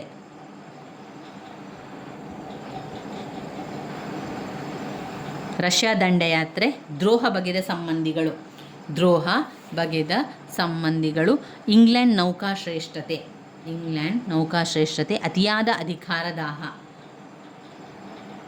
ಅತಿಯಾದ ಅಧಿಕಾರದಾತ, ಹೊಂದಾಣಿಕೆಯ ಶಕ್ತಿಯ ಕೊರತೆ, ಹೊಂದಾಣಿಕೆ ಶಕ್ತಿಯ ಕೊರತೆ, ಸೈನಿಕರಲ್ಲಿ ರಾಷ್ಟ್ರೀಯತೆಯ ಭಾವ, ಸೈನಿಕರಲ್ಲಿ ರಾಷ್ಟ್ರೀಯತೆಯ ಭಾವ, ಕ್ರಾಂತಿ ವಿರೋಧಿ, ಕ್ರಾಂತಿ ವಿರೋಧಿ, ವಿಶಾಲ ಸಾಮ್ರಾಜ್ಯ, ಕ್ರಾಂತಿ ವಿರೋಧಿ, ವಿಶಾಲ ಸಾಮ್ರಾಜ್ಯ ಮತ್ತು ಆಯಾಸ.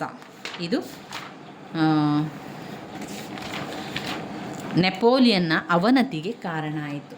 ನೆಪೋಲಿಯನ್ನ ಅವನತಿಗೆ ಕಾರಣವಾಗಿರುವಂತಹ ಅಂಶಗಳಾಯಿತು. ಯಾವುದೆಲ್ಲ ಮತ್ತೊಮ್ಮೆ ಪಾಯಿಂಟ್ಸ್ಗಳನ್ನು ಹೇಳ್ತಾ ಹೋಗ್ತಾನೆ. ಖಂಡಾಂತರ ಪದ್ಧತಿ, ಖಂಡಾಂತರ ಪದ್ಧತಿ.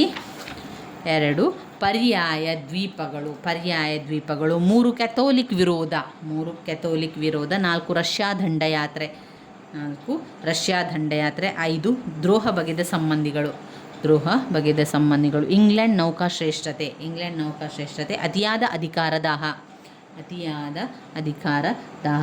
ಹೊಂದಾಣಿಕೆಯ ಶಕ್ತಿಯ ಕೊರತೆ, ಹೊಂದಾಣಿಕೆಯ ಶಕ್ತಿಯ ಕೊರತೆ. ಸೈನಿಕರಲ್ಲಿ ರಾಷ್ಟ್ರೀಯತೆಯ ಅಭಾವ, ಸೈನಿಕರಲ್ಲಿ ರಾಷ್ಟ್ರೀಯತೆಯ ಅಭಾವ. ಕ್ರಾಂತಿ ವಿರೋಧಿ, ವಿಶಾಲ ಸಾಮ್ರಾಜ್ಯ, ಕ್ರಾಂತಿ ವಿರೋಧಿ, ವಿಶಾಲವಾದ ಸಾಮ್ರಾಜ್ಯ.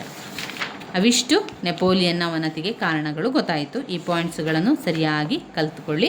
ನಾವು ಇನ್ನು ಬರುವಂಥದ್ದು ಬ್ಲಾಕ್ 2. ಬ್ಲಾಕ್ 2ರಲ್ಲಿ ಯಾವುದೆಲ್ಲ ಓದ್ಕೊಳ್ಳಿಕ್ಕಿದೆ? ಬ್ಲಾಕ್ 2ರಲ್ಲಿ ಮೆಟರ್ನಿಕ್ ಪಾತ್ರದ ಬಗ್ಗೆ ತಿಳ್ಕೊಳ್ಳಿಕ್ಕಿದೆ. ಆಮೇಲೆ 1830-1848 ಕ್ರಾಂತಿಯ ಕಾರಣ ಮತ್ತು ಪರಿಣಾಮಗಳನ್ನು ಓದ್ಕೊಳ್ಳುವಂಥದ್ದು. ಕ್ರಿಮಿಯಾ ಯುದ್ಧದ ಕಾರಣಗಳು, ಬಾಲ್ಕನ್ ಯುದ್ಧದ ಬಗ್ಗೆ ತಿಳ್ಕೊಳ್ಬೇಕು. ಹಾಗೆ ಬಂಡವಾಳ ಸಾಹಿತ್ಯದ ಬೆಳವಣಿಗೆ ಸಿದ್ಧಾಂತಗಳು, ಸಮಾಜವಾದದ ಸಿದ್ಧಾಂತಗಳು ಕೂಡ ನಾವು ಬ್ಲಾಕ್ 2ರಲ್ಲಿ ಓದ್ಕೊಳ್ಬೇಕಾಗಿರುವಂಥದ್ದು. ಮೆಟರ್ನಿಕ್ ಯುಗ ಎನ್ನುವಂಥದ್ದು ವೆರಿ ವೆರಿ ಇಂಪಾರ್ಟೆಂಟ್ ಆಗಿರುವಂಥದ್ದು.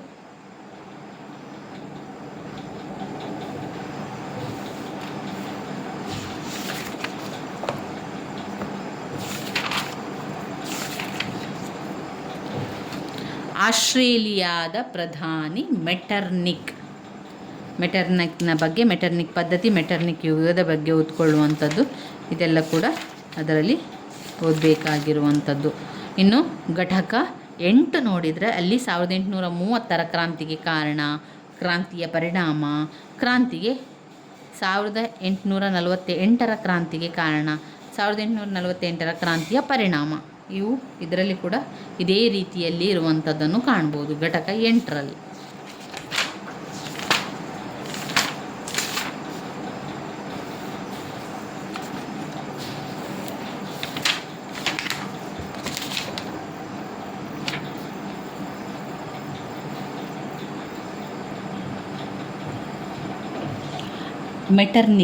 ಮೆಟರ್ನಿಕ್ ಯುಗದ ಬಗ್ಗೆ ಓದ್ಕೊಳ್ಬೇಕು. ವೆರಿ ವೆರಿ ಇಂಪಾರ್ಟೆಂಟ್ ಆಗಿರುವಂಥ ಪ್ರಶ್ನೆ. ಆಸ್ಟ್ರೇಲಿಯಾದ ಪ್ರಧಾನಿ ಮೆಟರ್ನಿಕ್. ಆಧುನಿಕ ಯುರೋಪಿನ ಸಾಮ್ರಾಜ್ಯಗಳಲ್ಲಿ ಆಸ್ಟ್ರಿಯಾ ಅತ್ಯಂತ ಪ್ರಬಲವಾಗಿದ್ದು ವಿಸ್ತಾರವಾದ ಪ್ರದೇಶಗಳನ್ನು ಒಳಗೊಂಡಿದೆ. ಆಸ್ಟ್ರಿಯಾ ಅಂದರೆ ಆಸ್ಟ್ರೇಲಿಯಾ ಸಾಮ್ರಾಜ್ಯ ಹಂಗೇರಿ, ಇಟಲಿಯ ವೆನಿಸ್, ಲಂಬಾರ್ಡಿ ಪ್ರಾಂತ್ಯಗಳನ್ನು, ನೆದರ್ಲ್ಯಾಂಡ್ ಮತ್ತು ಸ್ಪೇನ್ ರಾಜ್ಯಗಳನ್ನು, ದಕ್ಷಿಣ ಜರ್ಮನ್ ಸಂಸ್ಥಾನಗಳಲ್ಲದೆ ಪೋಲೆಂಡಿನ ಕೆಲವು ಸಂಸ್ಥಾನಗಳನ್ನು ಒಳಗೊಂಡಿತ್ತು. ಈ ಸಾಮ್ರಾಜ್ಯದಲ್ಲಿ ವಿವಿಧ ಭಾಷೆಗಳು, ಬೇರೆ ಬೇರೆ ಜನಾಂಗಗಳು ಒಂದುಗೂಡಿದ್ದವು. ಉದಾಹರಣೆಗೆ ಜರ್ಮನರು, ಹಂಗೇರಿಯನರು, ಚೆಕರು, ಸ್ವಾವರು, ಪೋಲರು, ವೆನೇಷಿಯನ್ನರು, ಲೊಂಬಾರ್ಡಿಯವರು, ಡಚ್ಚರು, ಸ್ಪ್ಯಾನಿಷರು. ಧಾರ್ಮಿಕವಾಗಿ ಆಸ್ಟ್ರಿಯಾ ಸಾಮ್ರಾಜ್ಯದಲ್ಲಿ ಕೆಥೋಲಿಕರು ಬಹುಸಂಖ್ಯಾತರಾಗಿದ್ದರು. ಈ ಸಾಮ್ರಾಜ್ಯ ಹಾಬ್ಸ್ಬರ್ಗ್ ಮನೆತನದವರ ಆಳ್ವಿಕೆಯಲ್ಲಿ ಪ್ರಾಬಲ್ಯಕ್ಕೆ ಬಂದಿತು. ಹಾಬ್ಸ್ಬರ್ಗ್ ಮನೆತನದ 5ನೇ ಚಾರ್ಲ್ಸ್ ಕಾಲದಲ್ಲಿ ಆಸ್ಟ್ರಿಯಾ ಸಾಮ್ರಾಜ್ಯ ವೈಶಾಲ್ಯತೆ ಪಡೆಯುತ್ತದೆ. ಈ ಮನೆತನದ ಹಿರಿಮೆಯನ್ನು 15ನೆಯ ಶತಮಾನದಲ್ಲಿ ಮೇರಿಯಾ ತೆರೆಸ್ಸಾ ಮತ್ತು 2ನೇ ಜೋಸೆಫ್ ಹೆಚ್ಚಿಸಿದರು. ಈ ಮನೆತನದ ಫ್ರಾನ್ಸಿನ ಮನೆತನದೊಂದಿಗೆ ವಿವಾಹ ಸಂಬಂಧ ಬೆಳೆಸಿಕೊಂಡಿತ್ತು. ಫ್ರಾನ್ಸಿನ ಕ್ರಾಂತಿಯಿಂದಾಗಿ ಬೌರ್ಬನೂನ್ ಮನೆತನ ಪದಚ್ಯುತಿಗೊಂಡಾಗ ಅದನ್ನು ಮತ್ತೆ ಫ್ರಾನ್ಸ್ನಲ್ಲಿ 1815ರಲ್ಲಿ ಪ್ರತಿಷ್ಠಾಪನೆ ಮಾಡಿದ ಕೀರ್ತಿ ಆಸ್ಟ್ರಿಯಾದ ಚಕ್ರವರ್ತಿ ಫ್ರಾನ್ಸಿನ ಹಾಗೂ ಅವನ ಚಾನ್ಸೆಲರ್ ಮೆಟರ್ನಿಕ್ನದ್ದಾಗಿದೆ. ಮೆಟರ್ನಿಕ್ ಪದ್ಧತಿ ಅಥವಾ ಮೆಟರ್ನಿಕ್ ಯುದ್ಧದಲ್ಲಿ ಅವನು ಯಾವ ರೀತಿ ಆಡಳಿತವನ್ನು ಮಾಡ್ತಾ ಇದ್ದ? ಆಸ್ಟ್ರೇಲಿಯಾದ ಪ್ರಧಾನಿ ಮೆಟರ್ನಿಕ್ 19ನೇ ಶತಮಾನದ ಒಬ್ಬ ಅಸದೃಶ್ಯವಾದ ರಾಜನೀತಿಜ್ಞ, ಮುತ್ಸದ್ದಿ ಹಾಗೂ ವ್ಯವಹಾರ ಚತುರ. ಇವನ ಪೂರ್ಣ ಹೆಸರು ಫ್ರಿನ್ಸ್ ಕ್ಲೆಮನ್ ಲೂಥರ್ ವಾನ್ ಮೆಟರ್ನಿಕ್. ಈತ 19ನೇ ಶತಮಾನದ ಪೂರ್ವಾರ್ಧದಲ್ಲಿ ಸುಮಾರು 40 ವರ್ಷಗಳ ಕಾಲ ಯುರೋಪಿನ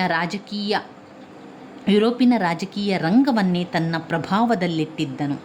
ಅಂದಿನ ಎಲ್ಲ ರಾಜಕೀಯ ವ್ಯವಹಾರಗಳು ಇವನ ಇಚ್ಛೆಗನುಸಾರವಾಗಿ ನಡೀತಾ ಇತ್ತು. ಇವನು ಇಚ್ಛಿಸಿದುದೇ ಕಾರ್ಯರೂಪಗೊಳ್ಳುತ್ತಿತ್ತು. ಎಷ್ಟೋ ಸಂದರ್ಭಗಳಲ್ಲಿ ಅನೇಕ ರಾಷ್ಟ್ರಗಳು ಇವನ ಕೃಪಾ ಕಟಾಕ್ಷದಲ್ಲಿ ಉಳಿದಿದ್ದವು.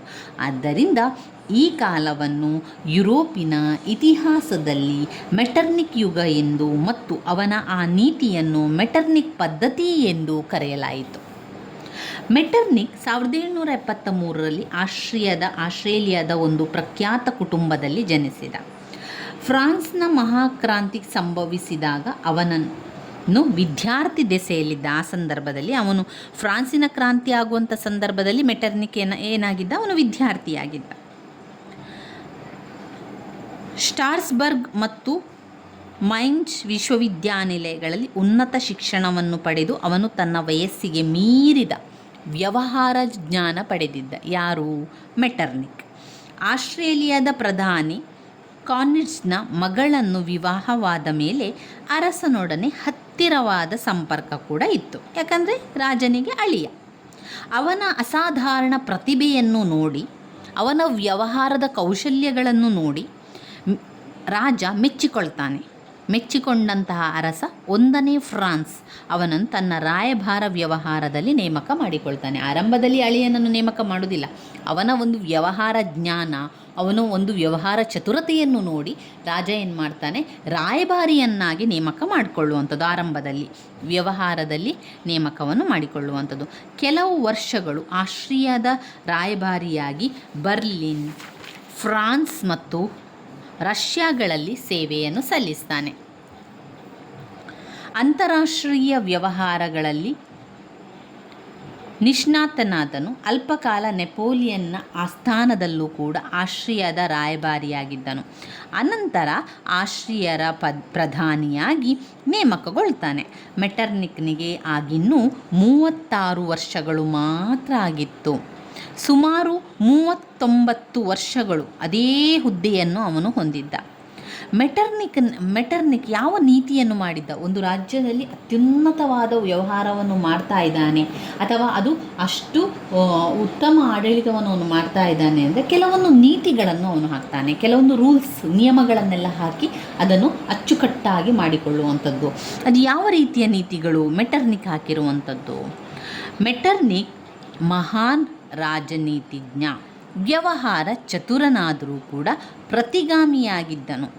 ಫ್ರಾನ್ಸಿನ ಮಹಾಕ್ರಾಂತಿಯ ತತ್ವಗಳಾದಂತಹ ಸ್ವಾತಂತ್ರ್ಯ, ಸಮಾನತೆ, ಭ್ರಾತೃತ್ವ ಅವನಿಗೆ ಒಗ್ಗದ ಕಷಾಯ. ಅವನಿಗೆ ಅದೆಲ್ಲ ಇಷ್ಟವೇ ಇರಲಿಲ್ಲ. ಯಾರಿಗೆ? ಮೆಟರ್ನಿಕ್ನಿಗೆ ಎಲ್ಲರೂ ಸಮಾನತೆ ಇರಬೇಕು, ಎಲ್ಲರಲ್ಲಿ ಭ್ರಾತೃತ್ವ ಇರಬೇಕು, ಎಲ್ಲರಿಗೂ ಸ್ವತಂತ್ರ ಕೊಡಬೇಕು ಎನ್ನುವಂಥ ಮನಸ್ಸು ಅವನಿಗೆ ಇರಲೇ ಇಲ್ಲ. ಅದವನಿಗೆ ಒಂದು ವಿರುದ್ಧವಾಗಿತ್ತು. ಅವನಿಗೆ ಒಗ್ಗದ ಕಷಾಯ. ಬಹುಶಃ ಮೆಟರ್ನಿಕ್ ಈ ತತ್ವಗಳನ್ನು ದ್ವೇಷಿಸಿದಷ್ಟು ಮತ್ತಾರು ಕೂಡ ಇದನ್ನು ದ್ವೇಷಿಸ್ತಾ ಇರಲಿಲ್ಲ. ಎಲ್ಲರಿಗೆ ಸ್ವಾತಂತ್ರ್ಯ, ಸಮಾನತೆ, ಭ್ರಾತೃತ್ವ ಅಂದರೆ ಇಷ್ಟ ಆಗ್ತಾ ಇತ್ತು. ಆದರೆ ಮೆಟರ್ನಿಕ್ಕಿಗೆ ಹಾಗಲ್ಲ, ಅದು ಅವನ ವಿರುದ್ಧವಾಗಿತ್ತು. ಅವನ ಒಂದು ಆಸೆ ಏನಾಗಿತ್ತು ಅಂತ ಹೇಳಿದರೆ, ಪ್ರಜಾಪ್ರಭುತ್ವ ಹಗಲನ್ನು ಕತ್ತಲಾಗಿಸುತ್ತದೆ ಎಂಬುದು ಅವನ ವ್ಯಾಖ್ಯಾನ. ಫ್ರಾನ್ಸಿನ ಕ್ರಾಂತಿಯ ಕುರಿತು ಅವನು ಮೆಟರ್ನಿಕ್ ಏನು ಹೇಳ್ತಾನೆ ಅಂದರೆ, ಅದು ಒಂದು ರೋಗವಾಗಿರುವುದರಿಂದ ಅದನ್ನೆಲ್ಲ ಗುಣಪಡಿಸಬೇಕು. ಅದು ಜ್ವಾಲಾಮುಖಿ ಆಗಿರುವುದರಿಂದ ಅದನ್ನು ನಾಶಪಡಿಸಬೇಕು. ಅದು ದೇಹದ ಒಂದು ಕೊಳೆತ ಅಂಗ, ಆದ್ದರಿಂದ ಅದನ್ನು ಕಾದ ಕಬ್ಬಿಣದಿಂದ ಸುಟ್ಟು ಹಾಕಬೇಕು. ಇದು ಸಾಮಾಜಿಕ ವ್ಯವಸ್ಥೆಯನ್ನು ನುಂಗಿ ಹಾಕಲು ಬಾಯಿ ತೆರೆದುಕೊಂಡು ನಿಂತಿರುವ ಭಯಂಕರವಾದ ಒಂದು ಸಮುದ್ರ ಪ್ರಾಣಿ ಎಂದು ಅವನ ಅಭಿಪ್ರಾಯ. ಮೆಟರ್ನಿಕ್ ಹೇಳುವಂಥದ್ದಷ್ಟೇ. ಪ್ರಜಾಪ್ರಭುತ್ವ ಅಂದರೆ ಏನು? ಎಲ್ಲರೂ ಪ್ರಜಾಪ್ರಭುತ್ವವನ್ನು ಸ್ವಾತಂತ್ರ್ಯ, ಸಮಾನತೆ, ಭ್ರಾತೃತ್ವದ ಮೇಲೆ ನೋಡಿದರೆ, ಮೆಟರ್ನಿಕ್ ಅದನ್ನು ಒಗ್ಗದ ಕಷಾಯ ಅಂತ ಹೇಳಿದ. ಅದು ವಿರುದ್ಧವಾಗಿ ಅವನು ಹೇಳಿದ. ಅವನು ಹೇಳುವಂಥದ್ದು ಪ್ರಜಾಪ್ರಭುತ್ವ ಹಗಲನ್ನು ಕತ್ತಲಾಗಿಸುವಂಥದ್ದು ಅಂತ ಅವನ ಒಂದು ಮಾತಾಗಿತ್ತು. ಮೆಟರ್ನಿಕ್ ವಿದ್ಯಾರ್ಥಿ ದಿಸೆಯಿಂದಲೂ ಕೂಡ ಪ್ರಗತಿಪರ ಉದಾರ ತತ್ವಗಳನ್ನು ದ್ವೇಷಿಸುತ್ತಲೇ ಬಂದವನು. ಅವನ ಪ್ರವೃತ್ತಿ ಎಲ್ಲವೂ ಕೂಡ ಪ್ರತಿಗಾಮಿ ನೀತಿಯನ್ನೇ ಅವಲಂಬಿಸಿದೆ. ಪ್ರಜಾಪ್ರಭುತ್ವ ಮತ್ತು ಪಾರ್ಲಿಮೆಂಟರಿ ಸರ್ಕಾರ ಪದ್ಧತಿ ಅವನಿಗೆ ಇಷ್ಟ ಇಲ್ಲ. ಪ್ರಜಾಪ್ರಭುತ್ವ ಅಂದರೆ ಪ್ರಜೆಗಳಿಂದ ಪ್ರಜೆಗಳಿಗಾಗಿ ಪ್ರಜೆಗಳು ಮಾಡುವಂಥ ಸರ್ಕಾರ ಇದೆಯಲ್ಲ, ಅದು ಮೆಟರ್ನಿಕ್ಕಿಗೆ ಇಷ್ಟ ಇಲ್ಲ. ಪ್ರಜಾಪ್ರಭುತ್ವ ಮತ್ತು ಪಾರ್ಲಿಮೆಂಟರಿ ಸರ್ಕಾರ ಅವನಿಗಿಷ್ಟ ಇಲ್ಲ. ಅವನಿಗೆ ರಾಜಪ್ರಭುತ್ವ ಬೇಕು. ರಾಜನೇ ಆಳ್ವಿಕೆ ಮಾಡಬೇಕು. ರಾಜನೇ ಹೇಳಿದ ಮಾತು ಕೊನೆಯ ಮಾತಾಗಿರಬೇಕು. ಅವನ ಆಡಳಿತವೇ ಮುಖ್ಯವಾಗಿರಬೇಕಿತ್ತು. ರಾಜಪ್ರಭುತ್ವದಲ್ಲಿ ಅವನಿಗೆ ಅಪಾರವಾದ ನಂಬಿಕೆ. ಬದಲಾವಣೆಗೆ ಎಂದೂ ಆಸ್ಪದ ಇರಬಾರದು, ಬದಲಾವಣೆಗೆ ಎಂದೂ ಆಸ್ಪದ ಕೊಡಬಾರದು ಎನ್ನುವಂಥದ್ದು ಅವನ ವಾದ. ಯಥಾಸ್ಥಿತಿ ನೀತಿ ಅವನ ಆಳ್ವಿಕೆಯ ಮೂಲಮಂತ್ರವಾಗಿತ್ತು. ಸುಧಾರಣೆಗಿಂತಲೂ ಸುವ್ಯವಸ್ಥೆ ಅವಶ್ಯಕ, ಬದಲಾವಣೆಗಿಂತ ಭದ್ರತೆ ಅವಶ್ಯಕ. ಯಾವುದು ಅವನ ಮಾತು? ಸುಧಾರಣೆಗಿಂತಲೂ ಸುವ್ಯವಸ್ಥೆ ಅವಶ್ಯಕ, ಬದಲಾವಣೆಗಿಂತ ಭದ್ರತೆ ಅವಶ್ಯಕ. ಯುರೋಪಿನ ಜನತೆಗೆ ಬಯಸುವುದು ಶಾಂತಿಯೇ ಹೊರತು ಸ್ವಾತಂತ್ರ್ಯ ಅಲ್ಲ ಎಂಬುದು ಅವನ ಘೋಷಣೆ. ಅರಸ ಒಂದನ್ನೇ ಫ್ರಾನ್ಸಿನ ಅಸಮರ್ಥನೂ ಮತ್ತು ಬುದ್ಧಿಮಾಂದ್ಯನೂ ಆಗಿದ್ದನು. ಪರಿಣಾಮವಾಗಿ ಆಡಳಿತ ಜವಾಬ್ದಾರಿ ಪೂರ್ಣ ಮೆಟರ್ನಿಕ್ನ ಮುಷ್ಟಿಗೆ ಸಿಲುಕ್ತದೆ. ಹೀಗಾಗಿ ಫ್ರಾನ್ಸ್ನ ಮೆಟರ್ನಿಕ್ ಕೈಗೊಂಬೆಯಾಗಿಯೇ ಉಳಿಯಬೇಕಾಯಿತು. ಅಲ್ಲಿನ ರಾಜ ಏನಾಗಿದ್ದ? ಅಸಮರ್ಥ ಆಗಿದ್ದ, ಬುದ್ಧಿಮಾಂದ್ಯ ಆಗಿದ್ದ. ಅಂಥ ಸಂದರ್ಭದಲ್ಲಿ ಎಲ್ಲ ಒಂದು ಜವಾಬ್ದಾರಿ ಯಾರಿಗೆ ಬಂತು? ಮೆಟರ್ನಿಕ್ಕಿಗೆ ಬಂತು. ಮೆಟರ್ನಿಕ್ ಅವನ ಮುಷ್ಟಿಯಲ್ಲಿ ಹಿಡ್ಕೊಂಡ. ಹೀಗಾಗಿ ಏನಾಯಿತು? ಫ್ರಾನ್ಸ್ ಮೆಟರ್ನಿಕ್ನ ಕೈಗೊಂಬೆಯಾಗಿಯೇ ಉಳಿಯುವಂಥ ಪರಿಸ್ಥಿತಿ ಕೂಡ ಉಂಟಾಗ್ತದೆ. ಇವಿಷ್ಟು ವಿಚಾರವು ನೀವು ತಿಳ್ಕೊಳ್ಳಿ. ಇದರಲ್ಲಿ ವೆರಿ ವೆರಿ ಇಂಪಾರ್ಟೆಂಟ್ ಮೆಟರ್ನಿಕ್ ಯುಗದ ಬಗ್ಗೆ. ಇನ್ನು ಘಟಕ 8ರಲ್ಲಿ 1830 ಕ್ರಾಂತಿಗೆ ಕಾರಣಗಳನ್ನು ತಿಳ್ಕೊಳ್ಬೇಕು. 10 ಅಂಕಕ್ಕೆ ಕೇಳಿದ್ದಾರೆ. 10 ಅಂಕಕ್ಕೆ ಬಂದಿರುವಂಥ ಪ್ರಶ್ನೆ ಕೂಡ ಅದು 1830 ಕ್ರಾಂತಿಗೆ ಕಾರಣ ಏನು ಎನ್ನುವಂಥದ್ದು. ನಾವು ಪಾಯಿಂಟ್ಸ್ಗಳನ್ನು ನೋಡ್ಕೊಳ್ತಾ ಹೋಗುವ. 10ನೆಯ ಚಾರ್ಲ್ಸ್ ಪ್ರತಿಗಾಮಿ ನೀತಿಯುಳ್ಳವನಾಗಿದ್ದನು. ಉದಾರವಾದಿಗಳ ಕ್ರಾಂತಿಗಾಗಿ ಚಟುವಟಿಕೆಗಳಿಗೆ ಅವನು ಕಡು ವಿರೋಧಿ. 1789 ಕ್ರಾಂತಿಯ ತತ್ವಗಳನ್ನು ಆರಂಭದಿಂದಲೂ ವಿರೋಧಿಸುತ್ತಿದ್ದನು ಮತ್ತು ಅದರ ಕಿಡಿಗಳನ್ನು ದಮನ ಮಾಡುವಂತೆ ಯುರೋಪಿನ ಪ್ರಮುಖ ರಾಷ್ಟ್ರಗಳಲ್ಲೂ ಹುರಿದುಂಬಿಸುತ್ತಿದ್ದನು. 1824ರಲ್ಲಿ ಚಾರ್ಲ್ಸ್ ತಾನೇ ಫ್ರಾನ್ಸಿನ ಸಿಂಹಾಸನಾರೂಢನಾದದ್ದು ಅವನ ಪ್ರತಿಗಾಮಿ ನೀತಿಗೆ ಒಂದು ಉತ್ತಮ ಅವಕಾಶವೇ ದೊರೆಯುವಂತಾಯಿತು. ಇಲ್ಲಿ 4 ಪ್ರಮುಖ ಶಾಸನಗಳನ್ನು ಜಾರಿಗೆ ಮಾಡಿದರು. ಯಾವುದೆಲ್ಲ? ಪತ್ರಿಕಾ ಸ್ವಾತಂತ್ರ್ಯ ನಿರ್ಬಂಧನೆ. ಇದು 1830 ಕ್ರಾಂತಿಗೆ ಕಾರಣವಾಗಿರುವಂತಹ ವಿಚಾರವಾಗಿ ನೀವು ಬರಿತಾ ಹೋಗಬೇಕು. ಪತ್ರಿಕಾ ಸ್ವಾತಂತ್ರ್ಯ ನಿರ್ಬಂಧನೆ, ಚುನಾವಣೆಯ ರದ್ದತಿ, ಚುನಾವಣೆಯ ವಿಧಾನದಲ್ಲಿ ಬದಲಾವಣೆ, ಹೊಸ ಚುನಾವಣೆಯ ಘೋಷಣೆ. ಇನ್ನು ಕ್ರಾಂತಿಯ ಪರಿಣಾಮ ಏನಾಯಿತು? 1830 ಕ್ರಾಂತಿಯಿಂದಾಗಿ ಸಣ್ಣ ಪುಟ್ಟ ಕ್ರಾಂತಿಗಳು ಉಂಟಾಗಲು ಕಾರಣ ಆಯಿತು. ಫ್ರಾನ್ಸ್ನ ಪ್ರಜಾಪ್ರಭುತ್ವ ತತ್ವಗಳು ಜಾರಿಯಾಗಲು ಸಾಧ್ಯ ಆಯಿತು. ಫ್ರಾನ್ಸ್ ನಿರಂಕುಶ ಪ್ರಭುತ್ವಗಳ ದಬ್ಬಾಳಿಕೆಯಿಂದ ಮುಕ್ತವಾಯಿತು. ಫ್ರಾನ್ಸಿನ ಧಾರ್ಮಿಕ ಸಮಾನತೆ ನೆಲೆಯುವಂತಾಯಿತು. ಇನ್ನು ಯಾವುದನ್ನು ಓದ್ಕೊಳ್ಳುವಂಥದ್ದು ನೋಡುವ. ನೀವು ಹೀಗೆ ಟೆಕ್ಸ್ಟ್ ಬುಕ್ಕನ್ನು ನೋಡ್ತಾ ಯಾವುದು ಇಂಪಾರ್ಟೆಂಟ್ ಆಗಿರುವಂಥದ್ದನ್ನು ಅದನ್ನು ಬರ್ಕೊಳ್ಳಿ. ಇಂಪಾರ್ಟೆಂಟ್ ಅಂತ ಬರ್ಕೊಳ್ಳಿ. ಇಲ್ಲಾಂತ ನೀವು ಪಾಯಿಂಟ್ಸ್ ಬುಕ್ ಅಂತ ಮಾಡ್ಕೊಂಡಿದ್ರೆ ಪಾಯಿಂಟ್ಸ್ ಬುಕ್ಕಲ್ಲಿ ಪ್ರಶ್ನೆಯನ್ನು ಬರೆದು ಪಾಯಿಂಟ್ಸ್ಗಳನ್ನು ಮಾಡ್ಕೊಳ್ಳಿ. ಇಲ್ಲಾಂತಾದರೆ ನೀವು ಟೆಕ್ಸ್ಟ್ ಬುಕ್ಕಲ್ಲಿ ಅದನ್ನು ಗುರುತನ್ನು ಹಾಕ್ಕೊಳ್ಳಿ. ಇಲ್ಲಿ ಘಟಕ 9ರಲ್ಲಿ ಮುಖ್ಯವಾದ ಪ್ರಶ್ನೆ ಕ್ರಿಮಿಯಾ ಕದನ. ಕ್ರಿಮಿಯಾ ಯುದ್ಧಕ್ಕೆ ಕಾರಣಗಳನ್ನು ಹಳೆಯ ಪ್ರಶ್ನೆ ಪತ್ರಿಕೆಗಳಲ್ಲಿ ಬಂದಿರುವಂಥ ಪ್ರಶ್ನೆ, ಕೇಳಿರುವಂಥ ಪ್ರಶ್ನೆ. ಕ್ರಿಮಿಯಾ ಕದನ ಯುದ್ಧಕ್ಕೆ ಕಾರಣಗಳು, ಕ್ರಿಮಿಯಾ ಯುದ್ಧದ ಪರಿಣಾಮಗಳು. ಹಳೆಯ ಪ್ರಶ್ನೆ ಪತ್ರಿಕೆಗಳನ್ನು ಮಾತ್ರ ನೋಡುವಂಥದ್ದಲ್ಲ, ನಾವು ಟೆಕ್ಸ್ಟ್ ಬುಕ್ಕಲ್ಲಿ ಬಂದಿರುವಂಥ ಪ್ರಶ್ನೆಗಳನ್ನು ಕೂಡ ನೋಡ್ಕೊಳ್ಬೇಕಾಗ್ತದೆ. ಆದರೆ ಸಮಯ ಇಲ್ಲ ಅಂತಾದಾಗ ನೀವೇನು ಮಾಡಬೇಕು? ಮೊದಲಿಗೆ ರಿಪೀಟ್ ಆಗಿ ಬಂದಿರುವಂತಹ ಪ್ರಶ್ನೆಗಳ ಉತ್ತರವನ್ನು ಕಲ್ತ್ಕೊಳ್ಳಿ.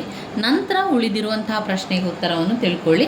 ಸಮಯಾವಕಾಶ ಇದ್ದರೆ ಉಳಿದಿರುವ ಪ್ರಶ್ನೆಯನ್ನು ನೋಡ್ಕೊಳ್ಳಿ. ಇಲ್ಲ ಅಂತಾದರೆ ಹಳೆಯ ಪ್ರಶ್ನೆ ಪತ್ರಿಕೆಯಲ್ಲಿ ರಿಪೀಟ್ ಆಗಿ ಕೊಟ್ಟಿರುವಂತಹ ಪ್ರಶ್ನೆಗಳನ್ನು ಮೊದಲು ಓದ್ಕೊಳ್ಳಿ.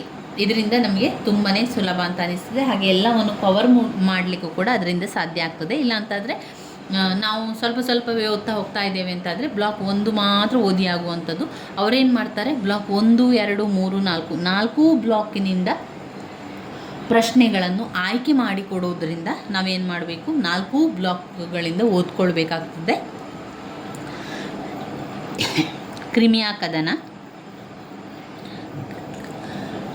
ಕ್ರಿಮಿಯಾ ಕದನ ಯುರೋಪಿನ ಇತಿಹಾಸದಲ್ಲಿ ಒಂದು ಪ್ರಮುಖ ಘಟನೆಯಾಗಿದೆ. ಟರ್ಕಿಯೊಡನೆ ಅನ್ಕೀರ್ ಸ್ಕೆಲೆಸ್ಸಿ ಒಪ್ಪಂದ ಮಾಡಿಕೊಂಡಾಗ ಬಗೆಹರಿದಂತಾಗಿದ್ದ ಪೂರ್ವಾತ್ಯ ಸಮಸ್ಯೆ 2 ದಶಕಗಳ ನಂತರ ಆ ಕದನದಿಂದಾಗಿ ಮತ್ತೆ ತಲೆ ಎತ್ತುವಂತಾಯಿತು. ಈ ಕದನ ರಷ್ಯಾದ ದಕ್ಷಿಣ ಭಾಗದಲ್ಲಿ ಕಪ್ಪು ಸಮುದ್ರ ತೀರದಲ್ಲಿ ಇರುವ ಕ್ರಿಮಿಯಾ ಪರ್ಯಾಯ ದ್ವೀಪದಲ್ಲಿ ಸಂಭವಿಸಿತು. ಕ್ರಿಮಿಯಾ ಕದನ ಅಂತ ಬರಲಿಕ್ಕೆ ಕಾರಣ ಏನು ಅಂತ ಹೇಳಿದರೆ, ಅದು ಕ್ರಿಮಿಯಾ ಪರ್ಯಾಯ ದ್ವೀಪದಲ್ಲಿ ಆದ್ದರಿಂದ ಆ ಒಂದು ಕದನಕ್ಕೆ ನಾವು ಕ್ರಿಮಿಯಾ ಕದನ ಅಂತ ಹೆಸರನ್ನು ಕೊಟ್ಟರು. ಕ್ರಿಮಿಯಾ ಕದನದ ಯುದ್ಧಕ್ಕೆ ಕಾರಣಗಳೇನು? ಟರ್ಕಿ ಸುಲ್ತಾನನಿಂದ ಸರ್ಬರು ಮತ್ತು ಗ್ರೀಕರು ಪಡೆದ ಸ್ವಾತಂತ್ರ್ಯ ಉಳಿದ ಬಾಲ್ಕನ್ ದೇಶಗಳಲ್ಲಿ ರಾಷ್ಟ್ರೀಯತೆಯನ್ನು ಉಲ್ಬಣಗೊಳಿಸಿತು. 2. ಸುಲ್ತಾನನ ಅಸಮರ್ಥತೆಯನ್ನು ದುರುಪಯೋಗಪಡಿಸಿಕೊಂಡಂತಹ ರಷ್ಯಾ.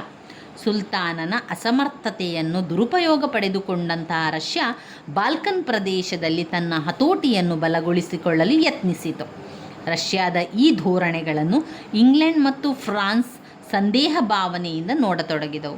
ಆ ಭಾಗದಲ್ಲಿ ರಷ್ಯಾ ಸ್ವಲ್ಪ ಪ್ರಬಲಗೊಂಡರೂ ಸುಲ್ತಾನ ನಶಿಸಿ ಹೋಗುವ ಸಾಧ್ಯತೆ ಇದ್ದಿತು. ಹಾಗಾದಾಗ ಇಂಗ್ಲೆಂಡ್ ಮತ್ತು ಫ್ರಾನ್ಸ್ಗಳ ಧಾರ್ಮಿಕ ಹಾಗೂ ವಾಣಿಜ್ಯ ಹಿತಾಸಕ್ತಿಗೆ ತೊಡಕುಂಟಾಗುತ್ತಿತ್ತು. 3ನೇ ಪಾಯಿಂಟ್, 3ನೆಯ ನೆಪೋಲಿಯನ್ ಫ್ರಾನ್ಸಿನಲ್ಲಿ ನೆಪೋಲಿಯನ್ ಬೊನಾಪಾರ್ಟಿಯ ಕಾಲದ ವೈಭವವನ್ನು ಪುನಃಸ್ಥಾಪಿಸುವ ಯೋಜನೆಯುಳ್ಳವನಾಗಿದ್ದನು. ಟರ್ಕಿ ಸುಲ್ತಾನನ ಹೊಲಸು ಆಡಳಿತದಿಂದಾಗಿ ಪಾಯಿಂಟ್ ನಂಬರ್ 4, ಟರ್ಕಿ ಸುಲ್ತಾನನ ಹೊಲಸು ಆಡಳಿತದಿಂದಾಗಿ ಬಾಲ್ಕನ್ ದೇಶಗಳ ಕ್ರಿಶ್ಚಿಯನ್ನರು ಅತೃಪ್ತರಾಗಿದ್ದರು. 5. ಗ್ರೀಕ್ ಕ್ರೈಸ್ತರು ರೋಮನ್ ಕೆಥೋಲಿಕ್ ಕ್ರೈಸ್ತರ ನಡುವೆ ಉದ್ಭವಿಸಿದ ಕ್ರಿಮಿಯಾ ಯುದ್ಧಕ್ಕೆ ತಕ್ಷಣ ಕಾರಣವಾಯಿತು. ಬಾಲ್ಕನ್ ಪ್ರದೇಶಗಳ ಕ್ರಿಶ್ಚಿಯನ್ನರ ಹಿರಿಯ ಸೋದರ ಎಂಬುದಾಗಿ ಪ್ರಚುರವಾಗಿದ್ದ ರಷ್ಯಾ ಅವರ ರಕ್ಷಣೆಯ ಹೊಣೆಗಾರಿಕೆ ತನಗೆ ಸೇರಿದ ಹಕ್ಕೆಂದು ಮುಂದೆ ಬಂದಿತು. ಟರ್ಕಿ ಸಾಮ್ರಾಜ್ಯದ ರೋಮನ್ ಕೆಥೋಲಿಕರನ್ನು ರಕ್ಷಿಸುವುದು ಫ್ರಾನ್ಸಿನ ನೀತಿಯಾಗಿತ್ತು. ಸ್ವದೇಶದ ಕೆಥೋಲಿಕರ ಬೆಂಬಲವನ್ನು ಪಡೆಯಲೋಸುಗ 3ನೇ ನೆಪೋಲಿಯನ್ನರಿಗೆ ಅದು ಅನಿವಾರ್ಯವೂ ಆಗಿತ್ತು. ಇವಿಷ್ಟು ಕ್ರಿಮಿಯಾ ಕದನದ ಕಾರಣಗಳು. ಕ್ರಿಮಿಯಾ ಎನ್ನುವಂತಹ ದ್ವೀಪದಲ್ಲಿ ಆ ಯುದ್ಧಗಳು ಆಗಿರೋದ್ರಿಂದ ಕ್ರಿಮಿಯಾ ಎನ್ನುವಂಥ ಪರ್ಯಾಯ ದ್ವೀಪದಲ್ಲಿ ಸಂಭವಿಸಿದ್ದರಿಂದ ಕ್ರಿಮಿಯಾ ಕದನ ಅಂತ ಕರೆಯಲಾಯಿತು. ಹಾಗೆ ಕ್ರಿಮಿಯಾ ಯುದ್ಧದ ಕಾರಣಗಳು ಅವಿಷ್ಟು ಬರುವಂಥದ್ದು. ಇನ್ನು ಕ್ರಿಮಿಯಾ ಯುದ್ಧದ ಪರಿಣಾಮಗಳು ಕೂಡ ಇಲ್ಲಿ ಕೊಟ್ಟಿದ್ದಾರೆ, ಕೇಳಿದ್ದಾರೆ ಕೂಡ. ಕ್ರಿಮಿಯಾ ಯುದ್ಧದ ಪರಿಣಾಮಗಳನ್ನು ತಿಳ್ಕೊಳ್ತಾ ಹೋಗುವ. ಏನೆಲ್ಲ ಆಯಿತು ಇದರ ಪರಿಣಾಮದಿಂದಾಗಿ?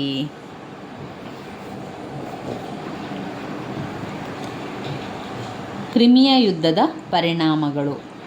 ಕ್ರಿಮಿಯಾ ಯುದ್ಧದಿಂದ ಟರ್ಕಿ ರಾಜ್ಯ ಉಳಿದುಕೊಂಡದ್ದು ಒಂದು ದೊಡ್ಡ ಲಾಭವಾಗಿದೆ. ಅದು ಯುರೋಪಿನ ರಕ್ಷಣೆಯಲ್ಲಿ ಹೊಸ ಜೀವಕಳೆಯನ್ನು ತುಂಬಿಕೊಳ್ಳುವಂತಾಯಿತು. 2. ಯುರೋಪಿನ ಮೇಳದಲ್ಲಿ ಟರ್ಕಿಗೂ ಸದಸ್ಯತ್ವ ದೊರಕುವಂತಾಯಿತು. 3. ಬಾಲ್ಕನ್ ಪ್ರದೇಶ ಮತ್ತು ಕಪ್ಪು ಸಮುದ್ರದಲ್ಲಿ ರಷ್ಯಾ ಹೊಂದಿದ್ದ ಪ್ರಭಾವಕ್ಕೆ ಈ ಯುದ್ಧದಿಂದಾಗಿ ಧಕ್ಕೆ ಉಂಟಾಯಿತು. 4. ಮಾಲ್ಡೀವಿಯಾ ಮತ್ತು ವಲೇಷಿಯಸ್ಗಳು ರಷ್ಯಾದ ಪ್ರಭಾವದಿಂದಾಗಿ ಬಿಡುಗಡೆ ಹೊಂದಿ ಸ್ವತಂತ್ರ ರಾಜ್ಯಗಳಾದವು. ಆದರೆ ಅವೆರಡು ಒಟ್ಟುಗೂಡದೆಂಬ ನಿರ್ಬಂಧ ವಿಧಿಸಲಾಯಿತು. ಇದರಿಂದ ಟರ್ಕಿ ಮತ್ತು ರಷ್ಯಾಗಳ ನಡುವೆ ಒಂದು ಸರಹದ್ದನ್ನು ಸೃಷ್ಟಿಸಲಾಯಿತು. 5. ಟರ್ಕಿ ಸುಲ್ತಾನ ಯುರೋಪಿಯನ್ನರ ಬೆಂಬಲದಿಂದ ತನ್ನ ಕಾಲ ಮೇಲೇನೋ ನಿಲ್ಲುವಂತಾದರೂ ಅವನು ಅದರ ಕೈಗೊಂಬೆ ಆದನು. ಯುದ್ಧದಿಂದ ರಕ್ತಪಾತ ಉಂಟಾಯಿತು, ಸಾವು ನೋವುಗಳು ಸಂಭವಿಸಿತು. ಕ್ರಿಮಿಯಾ ಕದನ ಪರೋಕ್ಷವಾದ ಇಟಲಿಯ ಏಕೀಕರಣಕ್ಕೆ ದಾರಿ ಮಾಡಿಕೊಟ್ಟಿತು. ಬಹುದಿನಗಳಿಂದಲೂ ಆಸ್ಟ್ರಿಯಾ ಮತ್ತು ರಷ್ಯಾ ಬೆಳೆಸಿಕೊಂಡು ಬಂದಿದ್ದ ಸ್ನೇಹ ಈ ಯುದ್ಧದಿಂದಾಗಿ ಕೊನೆಗೊಂಡಿತ್ತು. ಇದರ ಲಾಭ ಪಡೆದ ಆಸ್ಟ್ರಿಯಾದ ವಿರೋಧಿಯಾದ ಪ್ರಷ್ಯಾದ ಬಿಸ್ಮಾರ್ಕ್ ರಷ್ಯಾದೊಂದಿಗೆ ಸ್ನೇಹ ಬೆಳೆಸತೊಡಗಿದನು. ಆಸ್ಟ್ರಿಯಾ ಮೇಲಿನ ಈ ಸೇಡನ್ನು ರಷ್ಯಾ 1866ರಲ್ಲಿ ಸಂಭವಿಸಿದ ಆಸ್ಟ್ರೋ-ಪರ್ಷಿಯನ್ ಕದನದಲ್ಲಿ ತಟಸ್ಥವಾಗಿದ್ದು ತೀರಿಸಿಕೊಂಡಿತು. ಈ ಯುದ್ಧದಿಂದ ರಷ್ಯಾದಲ್ಲಿ ಗಮನಾರ್ಹ ಬದಲಾವಣೆಗಳಾದವು. ಅನೇಕ ಸುಧಾರಣೆಗಳನ್ನು ಜಾರಿಗೆ ತಂದು ಗುಲಾಮಗಿರಿ ಪದ್ಧತಿಯನ್ನು ರದ್ದುಗೊಳಿಸಲಾಯಿತು. ಈ ಯುದ್ಧದಿಂದ ಬಲವಾದ ಏಟು ತಿಂದ ರಷ್ಯಾ ಯುರೋಪಿನಲ್ಲಿ ಗಡಿ ವಿಸ್ತರಣೆಯ ಯೋಜನೆಯನ್ನು ಸದ್ಯಕ್ಕೆ ಕೈಬಿಟ್ಟಿತು. ಇವು ಕ್ರಿಮಿಯಾ ಯುದ್ಧದ ಪರಿಣಾಮಗಳಲ್ಲಿ ಬರುವಂಥದ್ದು. ಇನ್ನು ನಾವು ಘಟಕ 10ರಲ್ಲಿ ಯಾವುದನ್ನು ಓದ್ಕೊಳ್ಳಿಕ್ಕಿರುವಂಥದ್ದು ಅಂತ ನೋಡಿಕೊಳ್ಳುವ. ಘಟಕ 10, ಘಟಕ 11, ಘಟಕ 12 ಇದೆ ಬ್ಲಾಕ್ 2ರಲ್ಲಿ.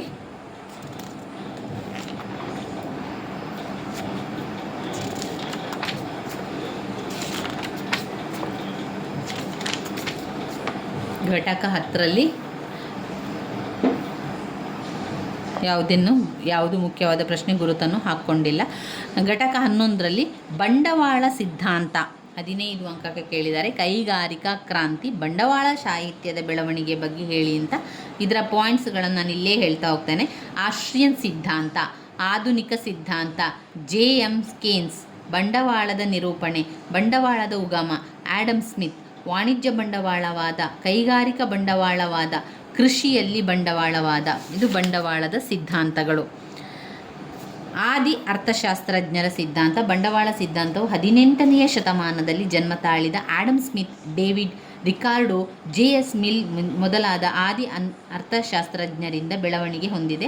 ಆಡಮ್ ಸ್ಮಿತನು ಉತ್ಪಾದನೆ ಮತ್ತು ಶ್ರಮ ವಿಭಜನೆಗಳಲ್ಲಿ ಬಂಡವಾಳ ಸಂಗ್ರಹಕ್ಕೆ ಹೆಚ್ಚಿನ ಮಹತ್ವವನ್ನು ಕೊಟ್ಟಿದ್ದನು. ಇದರ ಪಾಯಿಂಟ್ಸ್ಗಳು ನಾವು ಈಗಾಗಲೇ ನೋಡಿಕೊಂಡೆವು. ಒಟ್ಟು ಎಷ್ಟು ಪಾಯಿಂಟ್ಸ್ಗಳಿದೆ? ಒಟ್ಟು 9 ಪಾಯಿಂಟ್ಸ್ಗಳನ್ನು ಕಾಣ್ಬೋದು. ಯಾವುದರ ಪ್ರಶ್ನೆಗೆ? ಬಂಡವಾಳದ ಸಿದ್ಧಾಂತಗಳು.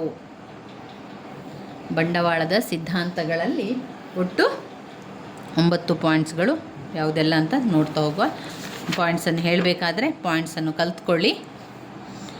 ಆಸ್ಟ್ರಿಯನ್ ಸಿದ್ಧಾಂತ, 2 ಆಧುನಿಕ ಸಿದ್ಧಾಂತ, 2 ಆಧುನಿಕ ಸಿದ್ಧಾಂತ, 3 J.M. ಕೇನ್ಸ್, 4 ಬಂಡವಾಳದ ನಿರೂಪಣೆ, 5 ಬಂಡವಾಳದ ಉಗಮ, 6 ಆಡಮ್ ಸ್ಮಿತ್, ಆಡಮ್ ಸ್ಮಿತ್. ವಾಣಿಜ್ಯ ಬಂಡವಾಳವಾದ, ಕೈಗಾರಿಕಾ ಬಂಡವಾಳವಾದ, ಮತ್ತು ಕೈಗಾರಿಕಾ ಬಂಡವಾಳವಾದ. ಕೊನೆಯದಾಗಿ 9ನೇ ಪಾಯಿಂಟ್, ಕೃಷಿಯಲ್ಲಿ ಬಂಡವಾಳವಾದ.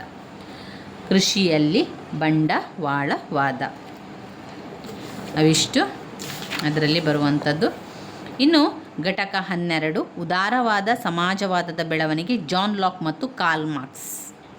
ಸಮಾಜವಾದದ ಬಗೆಗಿನ ಸಿದ್ಧಾಂತಗಳು. ಉದಾರವಾದದ ಮೂಲ ತತ್ವಗಳೇನು ಅಂತ ಗೊತ್ತಿದೆಯೇ? ನಿಮಗೆ ಗೊತ್ತಿರಲಿ. ಉದಾರತಾವಾದದ ಮೂಲ ತತ್ವಗಳು: ನಾಗರಿಕ ಸ್ವಾತಂತ್ರ್ಯ, ಹಣಕಾಸು ಸ್ವಾತಂತ್ರ್ಯ, ವೈಯಕ್ತಿಕ ಸ್ವಾತಂತ್ರ್ಯ, ಸಾಮಾಜಿಕ ಸ್ವಾತಂತ್ರ್ಯ, ಆರ್ಥಿಕ ಸ್ವಾತಂತ್ರ್ಯ, ರಾಜಕೀಯ ಸ್ವಾತಂತ್ರ್ಯ ಮತ್ತು ಜನತಾ ಪರಮಾಧಿಕಾರ. ಇದು ಉದಾರವಾದದ ಮೂಲ ತತ್ವಗಳು. ನಾಗರಿಕ ಸ್ವಾತಂತ್ರ್ಯ, ಹಣಕಾಸು ಸ್ವಾತಂತ್ರ್ಯ, ವೈಯಕ್ತಿಕ ಸ್ವಾತಂತ್ರ್ಯ, ಸಾಮಾಜಿಕ ಸ್ವಾತಂತ್ರ್ಯ, ಆರ್ಥಿಕ ಸ್ವಾತಂತ್ರ್ಯ, ಕೌಟುಂಬಿಕ ಸ್ವಾತಂತ್ರ್ಯ, ರಾಜಕೀಯ ಸ್ವಾತಂತ್ರ್ಯ ಮತ್ತು ಜನತಾ ಪರಮಾಧಿಕಾರ. ಸಮಾಜವಾದದ ಬಗೆಗಿನ ವಿವಿಧ ಸಿದ್ಧಾಂತಗಳನ್ನು ತಿಳ್ಕೊಳ್ಬೇಕು. ಸಮಾಜವಾದದ ಬಗೆಗಿನ ಸಿದ್ಧಾಂತಗಳಲ್ಲಿ 7 ಪಾಯಿಂಟ್ಸ್ಗಳಿದೆ. ಸಮಾಜವಾದದ ವಿವಿಧ ಸಿದ್ಧಾಂತಗಳು: ಫೆಬಿಯನ್ ಸಮಾಜವಾದ, ಸಂಘ ಸಮಾಜವಾದ,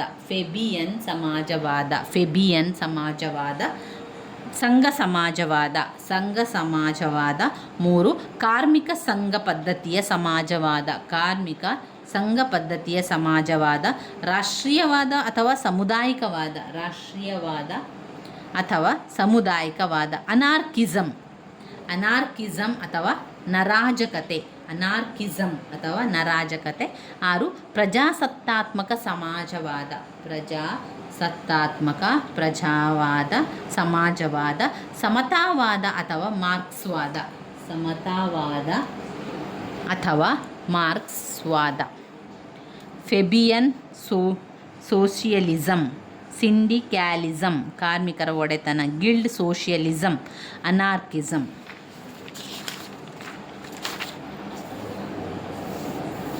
ನೋಡಿ, ಇನ್ನು ಬರುವಂಥದ್ದು ಬ್ಲಾಕ್ 3ರ ಮುಖ್ಯವಾದಂತಹ ಪ್ರಶ್ನೆಗಳಾಗಿದೆ ಸ್ನೇಹಿತರೆ. ಬ್ಲಾಕ್ 3ರಲ್ಲಿ ಯಾವುದೆಲ್ಲ ಪ್ರಶ್ನೆಗಳು ಬರ್ತದೆ ಎನ್ನುವಂಥದ್ದನ್ನು ನಾವು ಮುಂದಿನ ವಿಡಿಯೋದಲ್ಲಿ ತಿಳ್ಕೊಳ್ಳುವ.